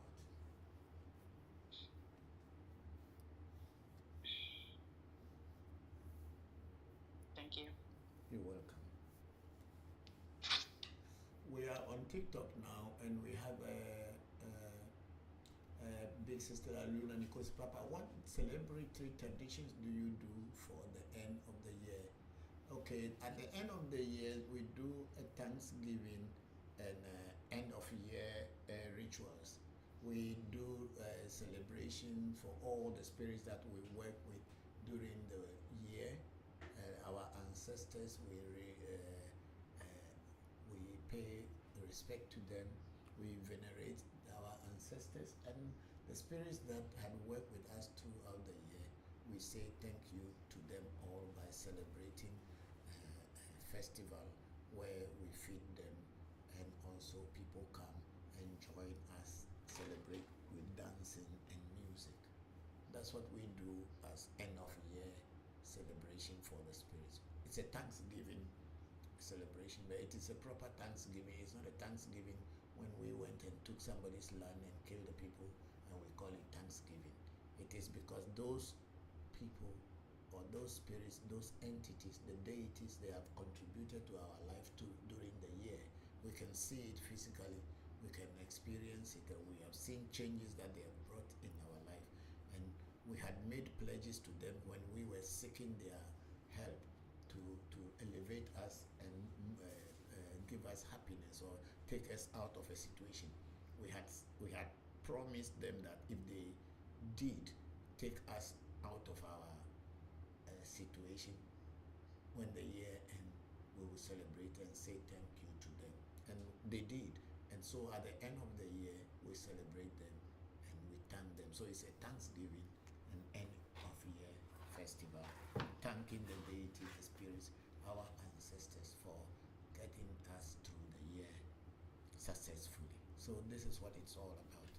And big sister Luna Nicole went on the Papa, what are your thoughts about the increase in supposed UAP sighting? What is a UAP? Unidentified Aerial. This alien. I don't know whether aliens exist or aliens do not exist, but I know spirits exist. And I also know sometimes spirits can materialize into physical form and again disappear. I don't know whether that is what is alien or what is that is not what is alien. But I know spirits exist, and I have been working with spirits ever since my childhood until now. And I know they are existing because I have experienced and experiment with them, and I've seen physical results of their contribution. So no one can tell me that spirits don't exist. So if the UAP are spirits that appear to people and disappear, I cannot tell.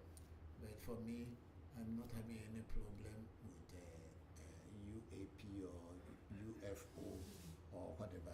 It does not mean anything. If they come to my house today, I will invite them and show them respect. And if somebody sees them somewhere and they are afraid, then that is their problem. We are not afraid of anything. Hmm? We are not afraid of anything. The US government went on Congress to admit that they have been dealing with higher intelligences. You call them higher intelligences. You can call them spirits, you can call them whatever. Yeah, so whatever they are. So for us it's okay. I don't have any second thought. I even don't sit a day and think about them. Like how people devote the whole of their day and morning and evening thinking about unidentified flying objects or unidentified entity. Me, they don't even occur in my head, because for me, I know there is visible nature and also there's invisible nature. So that knowledge I have. So whatever is invisible, it means we don't see it. That doesn't mean it does not exist. Yeah, and whatever is visible is what we can see.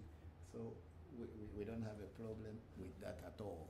So Big Sister Luna Nicole, it's not something that I think about or even ponder about at all. So there have been several sightings here in Phoenix.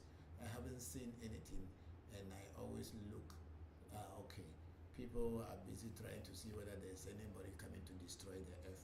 No one is coming. It's we ourselves who are going to destroy this earth. That's what we should always know.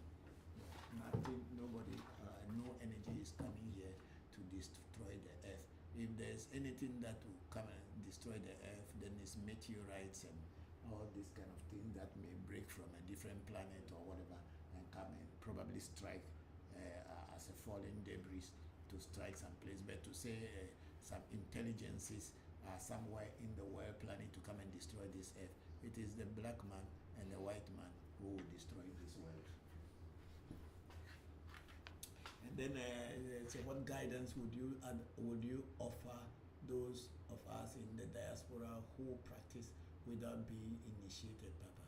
Get a teacher, get initiation. That is the only thing I can say, because you see, this practice is not like imagination. Spirituality is not imagination.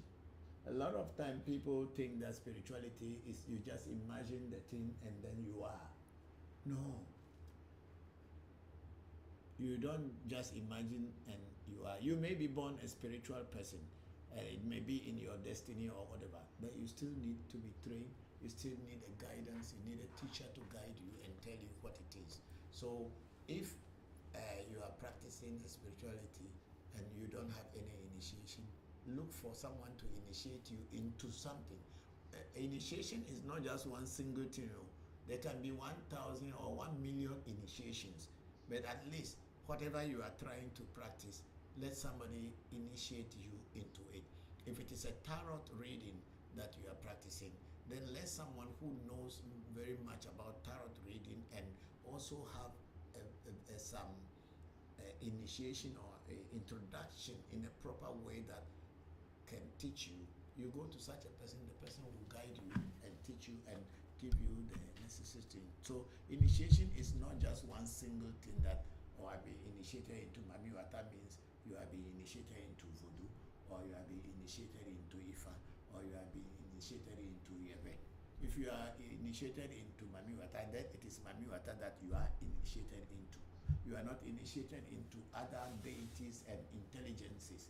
So you can start from somewhere and one will lead to the other. That's how spirituality is. So even if you cannot come to Africa to take initiation, there are so many people back in the diaspora who can equally give you initiation. And if the initiation is not even up to the standard that it should be, but if they make the effort to teach you and initiate you and bring you closer to the spirit, it is better than not knowing anything but practicing and telling yourself that you are a healer, you are a spiritualist. Thank you very much, Big Sister Luna Nicole.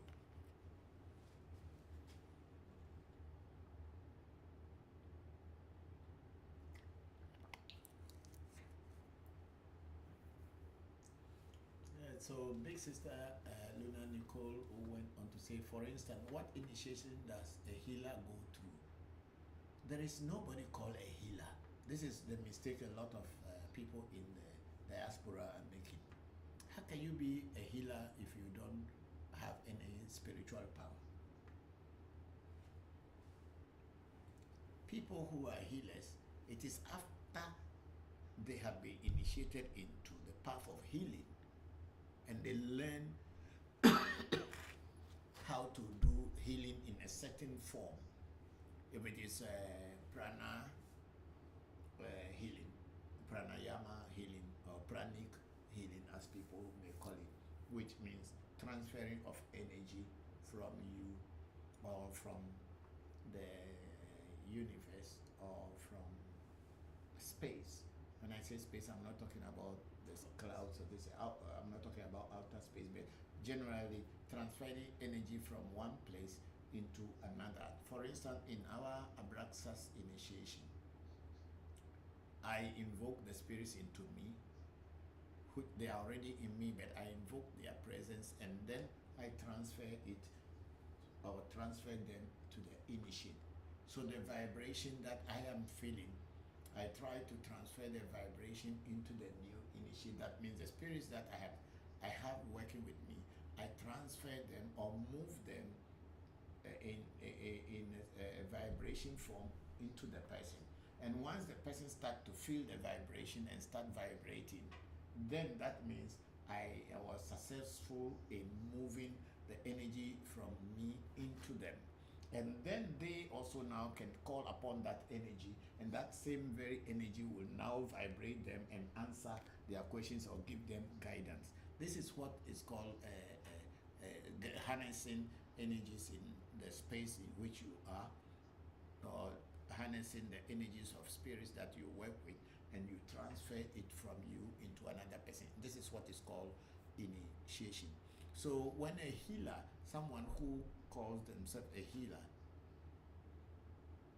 it's only a healer who can also initiate you into healing, because that person knows what spirits or what energies. Even let's even talk about herbs, if you are not even talking about spirituality or psychic energies. Herbs, anyone who teaches you herbs and tell you that if you put this herb together and that herb together, you can heal this person. That person is your teacher, or that person is your master. And the person will teach you according to all the things that they knew. And they are going to transfer that information into you. And the transfer of the information, or the transferring of the information, is what is called the initiation. So a healer should be able to initiate you into a healing.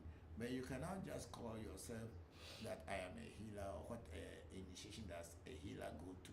You cannot be a healer until a healer introduces you into a healing. Then you become a healer. And divination too, it is someone who knows how to divine or to look into things beyond human eyes. If the person introduces you to how to do it, then it is called initiation. But generally, you cannot just say you are a healer and you need initiation into healing. If you are a healer already, so why do you need initiation into a healing? Somebody who knows how to heal is the person we call a healer.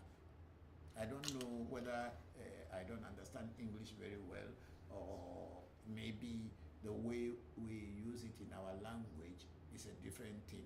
You cannot be a healer and go to another healer and say, I want you to initiate me into a healing.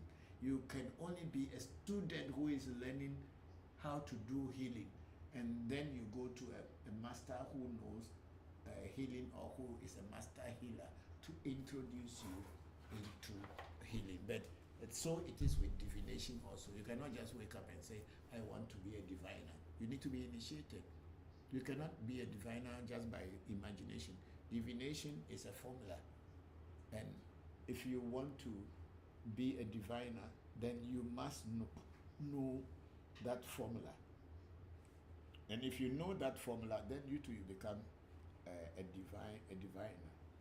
But just by imagining and calling yourself a healer, just because you have read books, or you're calling you a healer because you have seen people healing.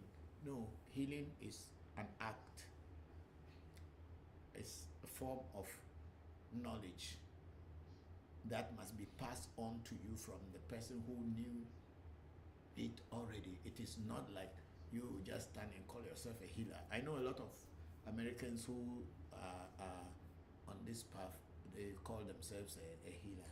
But for me, in our context and in our tradition, before you can be a healer, somebody who knows healing, you must learn under that particular person. And the person will introduce you to either herbs that heal, like somebody who has asthma, and then they get herbs and put those herbs together for you.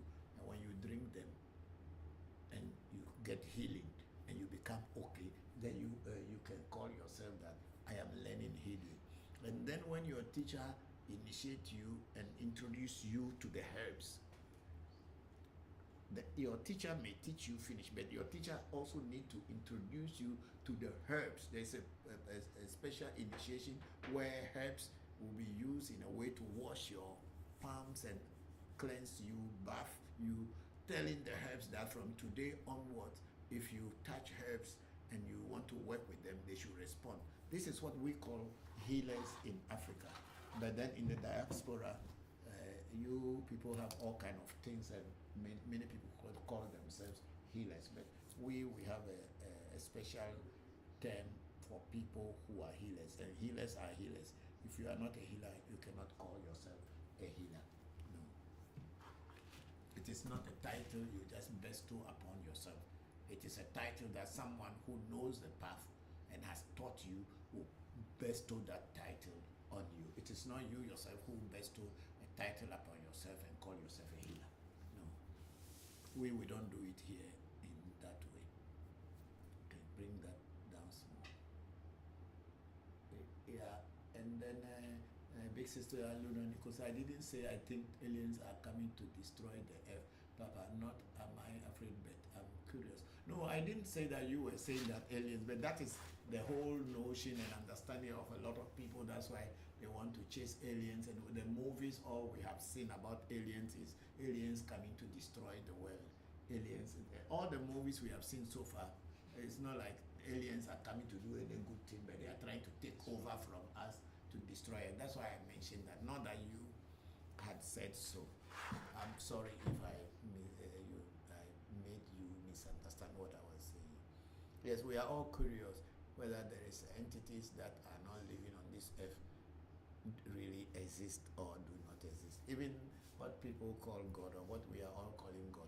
In my country, a lot of my people, they believe that God is a man sitting inside some mansion on a very big golden stool, and with people dancing around him all hours, every minute, and they are singing songs. That's why people go to church in my country, because they want to go there one day.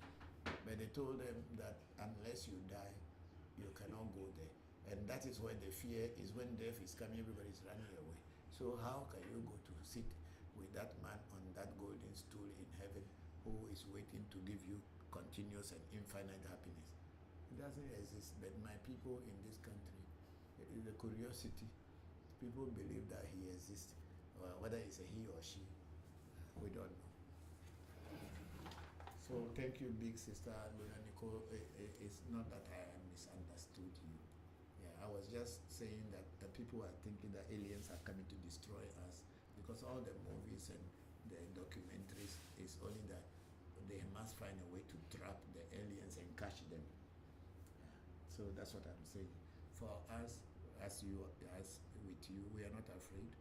We are not even thinking about the aliens. We are thinking about ourselves. What we will eat tomorrow is what is very important to us. After eating, if our stomach is full, we will think about other things. Yeah. And then we have Bokor Shamba Musa in Ohio, USA, saying good afternoon, Papa. Good afternoon, Bokor. How are you? Thank you very much for joining. How is your mom? How is your dad and your brother? My regards to all of them. Thank you for being part of today's session. You know, I said I was going to do 1 hour and go now before the questions are coming. So, and I thank Zil and Luna Nicole for keeping the comments coming so that we can continue. Big Sister Luna Nicole and Zil, thank you very much. Then we have Big Sister Luna Nicole say, what do you say about people who have verified accurate intuition with no training, Papa. Yes, of course, people have the sixth sense. I talked about it the other day, which is the pituitary and the pineal glands. When these two glands are developed, you get intuition. And your instincts will automatically teach you, because your instinct is the flashes that your intuition is sending. Or whether it is intuition, is the knowledge of what your instinct is saying. I cannot differentiate them. That's why intuition and instinct, they work hand in hand. So there are people who absolutely had no training, but they have a very accurate, intuitive minds. But even to some point, such people may need to go through some training from somewhere. Because my lady friend in Thailand, Kun Yuari, who I have worked with for many years, even now we are still working together indirectly. She had that intuitive ability from a very early childhood. She told me when I was with her in Thailand about 40 years ago. And she's very, very accurate. But what I also noticed is that she has linked herself with the Buddhas, and then she had linked herself with different types of Buddha. And there's a particular Buddha or person who had lived at one time before, called Luampu, whose chain I'm wearing, this Buddha or Buddhist. Yeah. Is that no? That's not it. This one. I think this one. Yes. So this one, all of you who can see this, I don't know whether the other camera can also see. This Luampu had worked with, is the spirit that had worked with my friend for over the years. Means Luampu was an ancestor. It's not a spirit as such, but of course every ancestor is regarded as a spirit. So Luampu died, but then this Luampu, or Luan in Thai language, simply means uncle, Uncle Poo, Luampu. So this Buddhist monk at the time in the history of Thailand, who passed on, but his spirit is still alive, working with my friend, is guiding her. So even though she had not gone to any training, I cannot even say, but she has this very accurate, intuitive mind, and works with this particular Luampu, and the Luampu tells her everything, and then she follows and works with people. Such ones are there, but definitely for African traditional spirituality, if you want to be a healer, you may need to have a training. Somebody who has done it before must be the one to guide you. I'm not saying people do not have an accurate, intuitive mind. People do have, and maybe they don't have any training, but there must be a spirit that is actually working with them or working through them. That's what we call channeling. You channel a dead person's spirit. Even my teacher who gave me the mirror, he started seeing at the age of 4, but eventually he went to a teacher who made the mirror for him, and then he started working with the mirror. He was initiated into the mirror, but he had that ability. Just like me, myself, I have that ability to see and hear before I even started on this journey. But with the training that I had, it has helped me to be able to put it together in a proper way and not make mistake and present it to people. That, like my children are also having that intuitive mind, and they are developing it every day.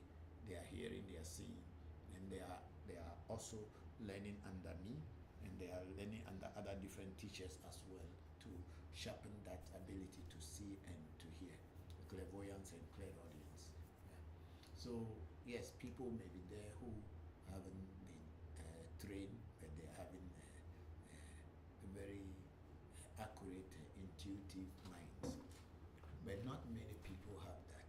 And so for those who do not have that kind of mind, they should go to such people who already know how to do so that they can teach them and guide them. Then Big Sister Luna Nicole, do you believe people are born with certain abilities? Yes, of course, I was born with one. Some of my children were also born with it, and we have seen it, and I believe that people are born with extrasensory perception abilities. Yes, of course. We are all not equal. People are born with it. But even though you are born with it, when you are trained, the best way or the better you can use it.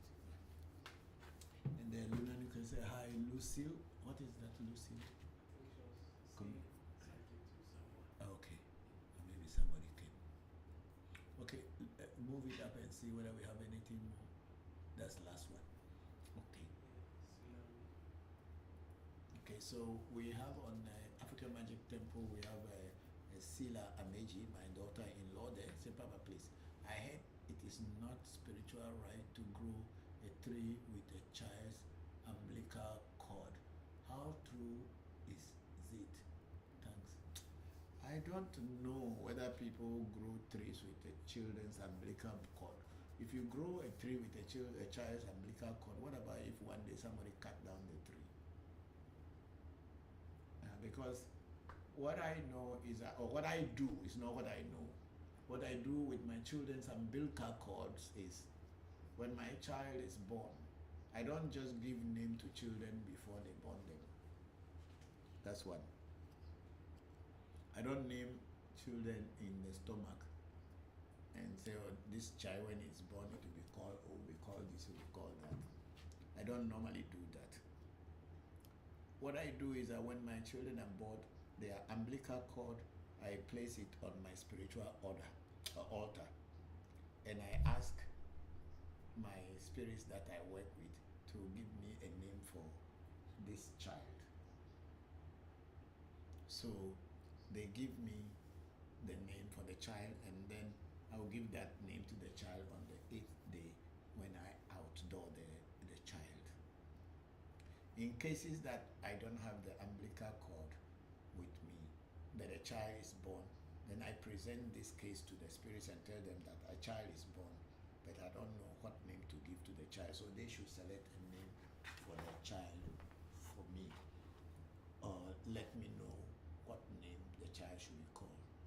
Then I wait, and when I get answers, then when the time comes for naming the child, I give that name to the child.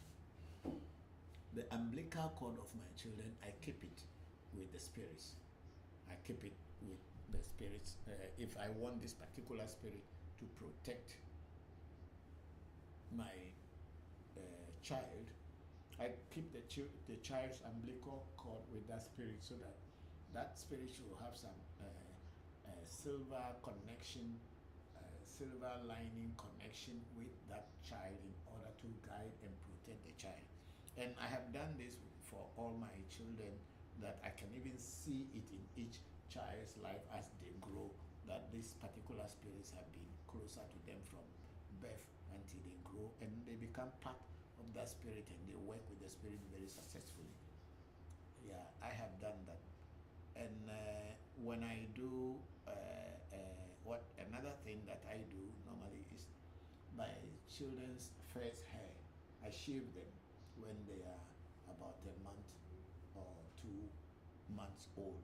I shave that hair and keep it. Usually I keep it with the umbilical. When I was living abroad, I keep them with each one with its umbilical cord and hair. And when we came back to Ghana, when I'm doing the negative destiny or a 7 for them, then that first hair goes with the child's or the person's a 7 or negative a set, and we throw that one away. So that's how it is. But to bury a child's umbilical cord with a tree to grow, I have not practiced it before, and honestly speaking, I have not heard or known people do it. But that doesn't mean people do not do it.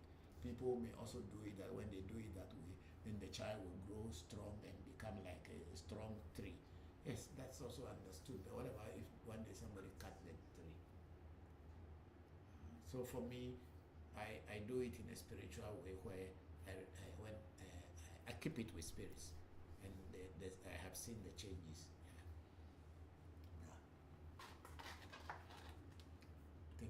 Sila, so thank you very much on that. I think on YouTube we don't have anybody today.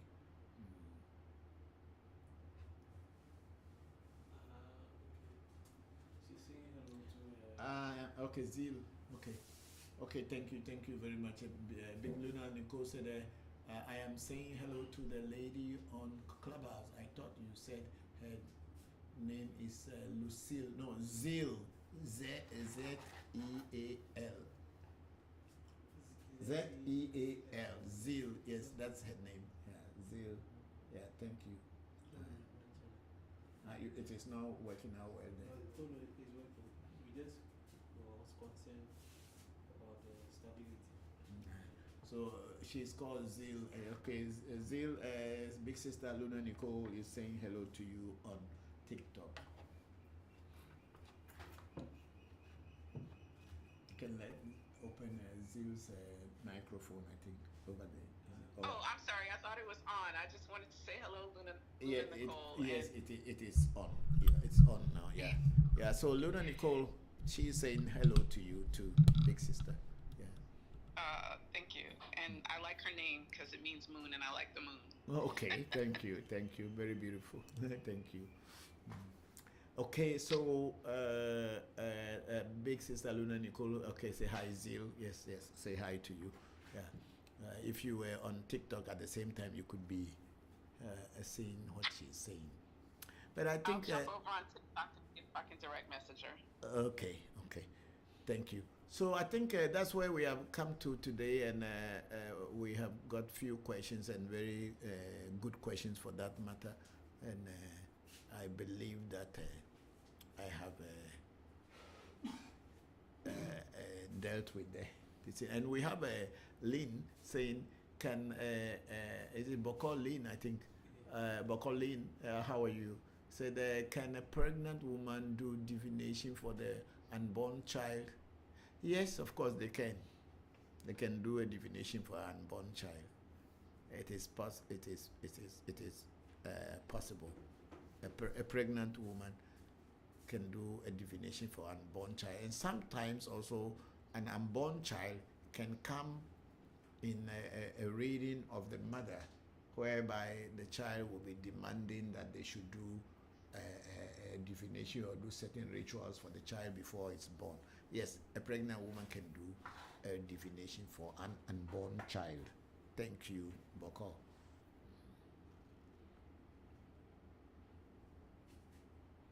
And then Luna Nicole said, thank you for your time and teachings. Papa, I enjoyed today's section. Thank you. We've all enjoyed it, and your questions were very, very relevant and good questions for all of us. We all learned from it. Thank you all, you, especially you and Zil, for your questions. Yeah, I'm very grateful. Zil joined TikTok. Okay. Wait. Okay. So, Zil has joined this thing at Luna Nicole. Hello, Luna. Okay, great, Luna. So Zil has joined TikTok in order to communicate and get in touch with you. Thank you very much, Zil. I just jumped over to say hello, but I'm back on. I never left Clubhouse. Okay, no problem. Thank you very much. And then Luna Nicole also say at Zil, hi sister. Okay, hi sis. Okay, good. So thank you all very much for today. Is another question there? Sunshine. Where is? Can I see it? Okay. Sunshine also. My niece there from in Canada said, Sunshine said, hi Papa, good afternoon. Good afternoon, Sunshine. How are you? Thank you very much. And then say, Sunshine again said, what is the significance of the white powder that priests put on their body. It's just a talcum powder. Yeah, but then the original thing is the Ewe or the Ayilo. The Ayilo is a white clay which is used in African traditional spirituality, especially in Ewe, Akan, and Ga, and I believe also in Yoruba and the Igbo spirituality.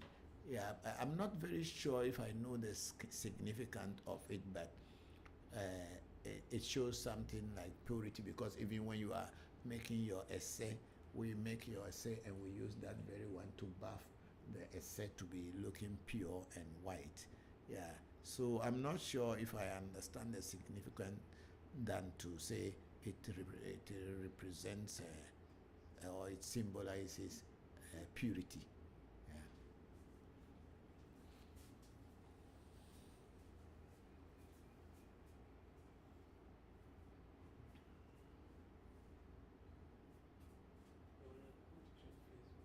Could we check the other this here and see whether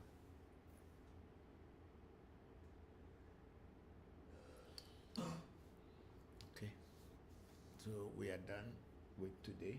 I had a couple questions on just following up on things you talked about already. A couple more questions. Okay, so let me read Bokor Lin's question here. Please, do you have special days for divination? No, we do divinations anytime, any day. Even if it's spiritually a bad day, we still do divination. Yeah, we don't have any special day for doing divination. We can do divination anytime. And then, Big Sister Luna Nicole, have a blessed week, everyone. I look forward to joining next week's section and family. Thank you very much, Big Sister Luna. Okay, and Zil, yes, you can go ahead with your question, please. I had just put things on the room chat, so when you talked about aliens, I just wanted to share that I was a Star Trek fan. That's all. And the aliens in Star Trek have full range from the most evil to the most divine. And I love the symbolism of culture, learning about the cultural similarities and differences in a sort of analogy kind of way. That's all I said on that. And then I wanted to ask how a person gets on a spiritual kind of like work or training path once they receive initiation. So the question was, do the spirits tell the person what they're destined to do, or do people ask for permission to become a certain thing, like a diviner or a healer or whatever? It depends on what kind of initiation you get. There are certain initiations, it's just being initiated into a particular spirit, and that spirit is introduced to you, and you are introduced to the spirit and told, the spirit is told that you are now a new student learning that it should work with you, and then you too, you are taught how you can assess the spirit, how you can get in connection with the spirit. And if that spirit start working with you and started to teach you, then that is what you learn. And if what the spirit is teaching you leads you to divination, then you will become a diviner through that spirit. That's what it is. But there are some initiations, like getting initiated into Afa or into Ifa. It is there that you will see the blueprint of your destiny. And then you can know whether you are a diviner, or you are a teacher, or you are a person who is a healer. It is through that initiation when the blueprint of your destiny is showed to you by the spirit that, or the oracle that falls for you. Then you will know whether you are a diviner or you are whatever the oracle may say. However, when you are initiated into other spirits, you are the spirits are introduced to you, and you are introduced to the spirit. That's what the initiation is all about. And then when you start working with that spirit, you may not be a diviner, you may not be a healer, but the spirits will begin to work through you to become a diviner when it is necessary, and become a healer when it is necessary. So the spirit is the one that is going to work through you, and the spirit is the one who is going to make you become a diviner or a healer. Okay. Whichever way, whichever type of initiation you go through. Yes, there's the initiation, like if I will tell you who you are and what you are supposed to do in this world and be successful. Then other initiations, like being introduced into a particular, like this mirror. This particular mirror that I work with is a divination mirror. And in divination, you can also get healing, because the spirit here is going to tell you what kind of herbs or whatever kind of rituals you should do for a person to be healed from either physical or spiritual sicknesses.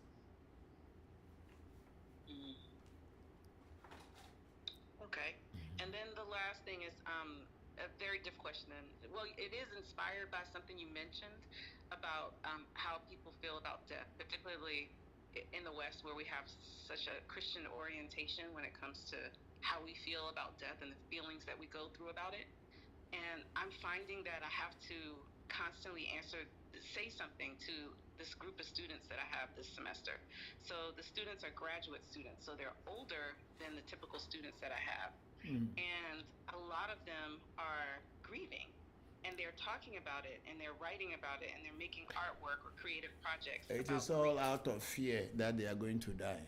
This physical world is a very interesting place, and this is the classroom. So a lot of people are afraid that they will die. But the truth about it is that nobody knows what happened when you are dead. People can write and say things, but how many people have died and come back and tell us or told us what is happening? Nobody really knows what happens after death. People can write books about it, people can make documentaries about it and say things about it. But I don't think anybody has died and come back to give us. Even Jesus Christ, they say, is God. He died and he came back and he died again.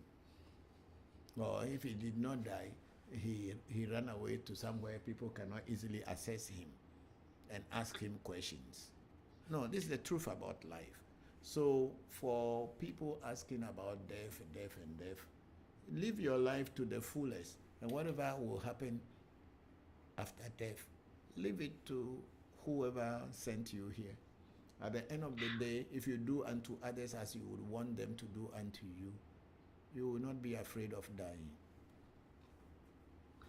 Well, I want to be just a little bit more specific. A lot of them have lost someone more recently. But were they the ones who created the person they lost? Like a child, you mean? No, whether like a child or like an adult or whatever, are they the ones who decide who created such a human being? Whereby they think that they can have a control over the person's life, that if the person is going to die, they will not agree or they will agree. No, the giver of life is the one who is also the taker of life. So, is this what you say to people who are grieving, though? No, but it's the truth. People don't want to hear the truth. Yes. People don't want to hear the truth. But the point that, see, spirituality is not religion, whereby you use coerciveness and try to use moods and emotions to solve problems.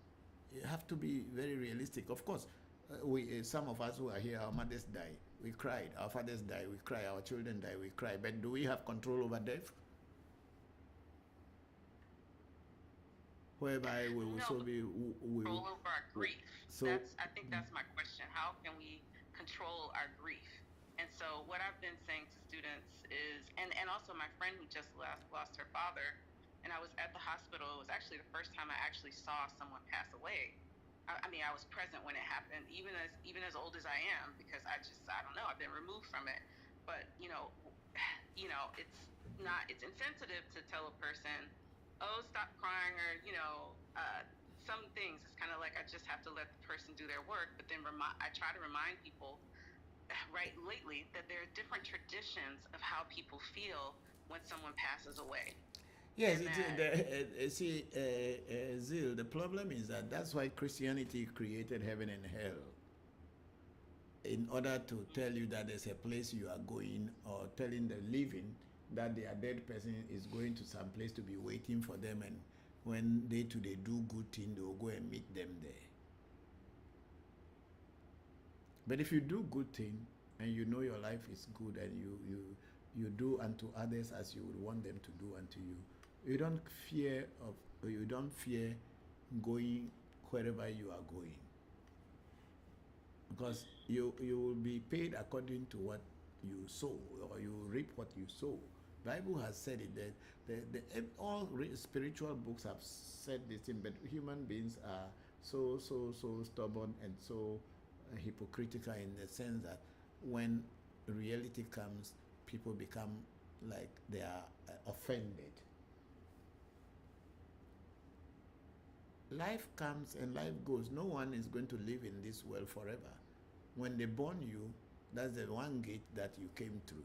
Another gate that you will exit is death. So we all have to know that there's death coming. So let us do good things, so that if there's any price that we are going to pay when the time comes, we shouldn't be afraid. But if you are very bad and very wicked and very doing everything to maltreat people and destroy other people, definitely when your time of death is coming, you are afraid, you don't know where you are going, so then you start to grieve. There are people who die and in other cultures, as you were teaching, that people will die and other people are happy that the person is gone. And they are not worried that he or she is going to hell or going to heaven. They just know that the person did a good thing and is going back to his or her maker. That's what we say in our culture, where we don't say person is going to heaven. We will say the person is going home to where his spirit came from. In our age. Actually, African, same thing. Pretty much Africans say exactly the same thing. Yeah. So the person is going back to where he came from. He came from somewhere and appeared on this face of life, and his work is done or his time is up, and he's going back to where he came from. That's how our people look at it. Yes, of course, that doesn't mean they will not grieve, because even if you have a person, a very loved person, a good friend, a good family member, if they visit your house or they came for a holiday and a time comes that they are going back to their place where they came from, sometimes we grieve.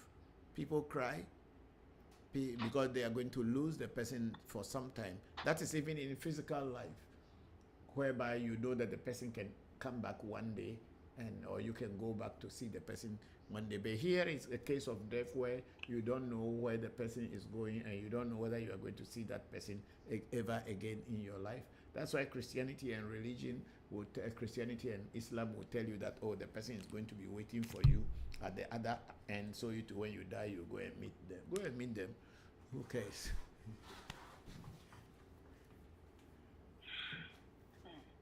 The truth is that do good.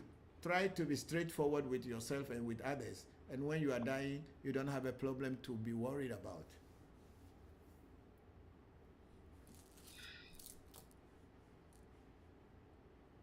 Prepare your back, whatever is your responsibility and your duties, make sure you do them. So when you are going away, yes, of course, people will miss your presence and people will feel your absence. Yes, that is natural. But when people begin to worry whether they are dying and where are they going to go, that only will come from when you know that you haven't done the right thing while you are living here. The things that you were supposed to do, you did not do it. So when death is confronting you, you are beginning to be afraid that you don't know where you are going. That is not to say that when you can protect yourself from death until your time comes, you shouldn't. Protect yourself from unnecessary death until your time is done here. That's all that matters.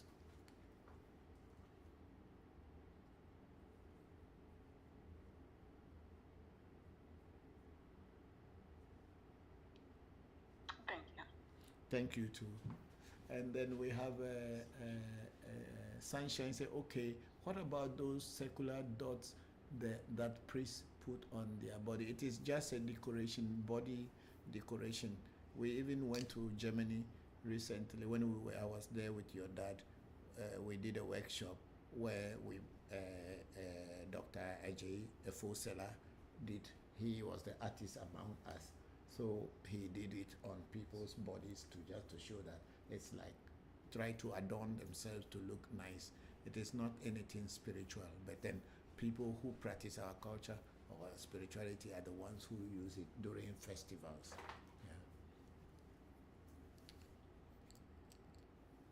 There are spirits that they like color white. There are spirits that who like the color red. Some like blue. So sometimes if you are dealing with these spirits, you want to dress like them. The spiritualists or the initiate or people who are working with the spirit will like to dress like them, and they put those colors on the some will be mixture of blue and this thing. But there is the what do you call it? There is a ritual that we do when a person is a person's soul is in danger, and some spirit is trying to attack the person. Then we put the dot all around the person's body, the white clay dot first. Then we do the blue, and then we do the one like a red. So the person is covered from the head all to their under their soul with that dots, and then certain rituals are done and animals are killed over the person's body, and that means at that time the person who we are doing the thing for has become a spirit himself or herself, and then whatever is chasing the person to destroy the person will now be afraid of this person. So at the end of the ritual, the person takes a herbal bath that cleanses that thing away and throw that thing away from the person or whoever they did it for. And the spirits that are trying to attack the person wouldn't be able to see the person again. So they have all kind of meanings, Sunshine. Thank you for the question. And then Luna Nicole was saying, Trekkie here too means telling to Zil that she is also a Trekkie here because she also likes Star Trek and all that. And then Unwabi is saying good evening everyone at home. Thank you very much, Unwabi. And then Luna Nicole is here at Unwabi. Thank you very much. And then Sunshine, okay, I see. Thank you. And thank you all very much for today's section. I'm very, very, very grateful. It started very slowly, but it came up with all your questions and comments, and it's very beautiful that at least we have again gone through another day of learning about ourselves and about the African traditional spiritual culture. Thank you all. I wish you all a very successful week. Okay, talk with Mama, my Dakbelo, Yabaha. Gum, gum, gum. No for Harailo, Manaha. Okay, your father. Naharo, Dagbeda, Jimenelo, Lamas, Sampla, Giro, and Betty Huakai, and the weather. May all who came and who are watching from home, from wherever, may you all be have a successful week. May the ancestors and the gods of nature, the spirits in nature, and all the entities, invisible entities and deities that we work with be with you. Thank you very much, and have a very beautiful week.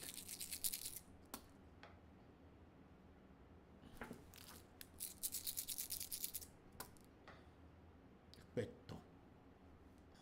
Okay. Petto. Okay, me not to Biblia blogida. Career. Okay. So nothing will stand on 3 pillars and 4. Ache. Okay. There's a question again. One B, eh? Luna Nicole said good rest. Okay, then the one B say thank you. Papa, thank you too, and big sister Luna Nicole is saying get good rest, Papa. Thank you very much. And all of you get good rest. We are getting into the night here, so thank you all very much for being part of today's section. I'm grateful. I think Bokor also came again. Thank you, Bokor, Zil, those on Clubhouse, people on TikTok, Facebook and on Tobe Jibeza on YouTube. Thank you all very much. Thank you, sleep well. Yes, thank you.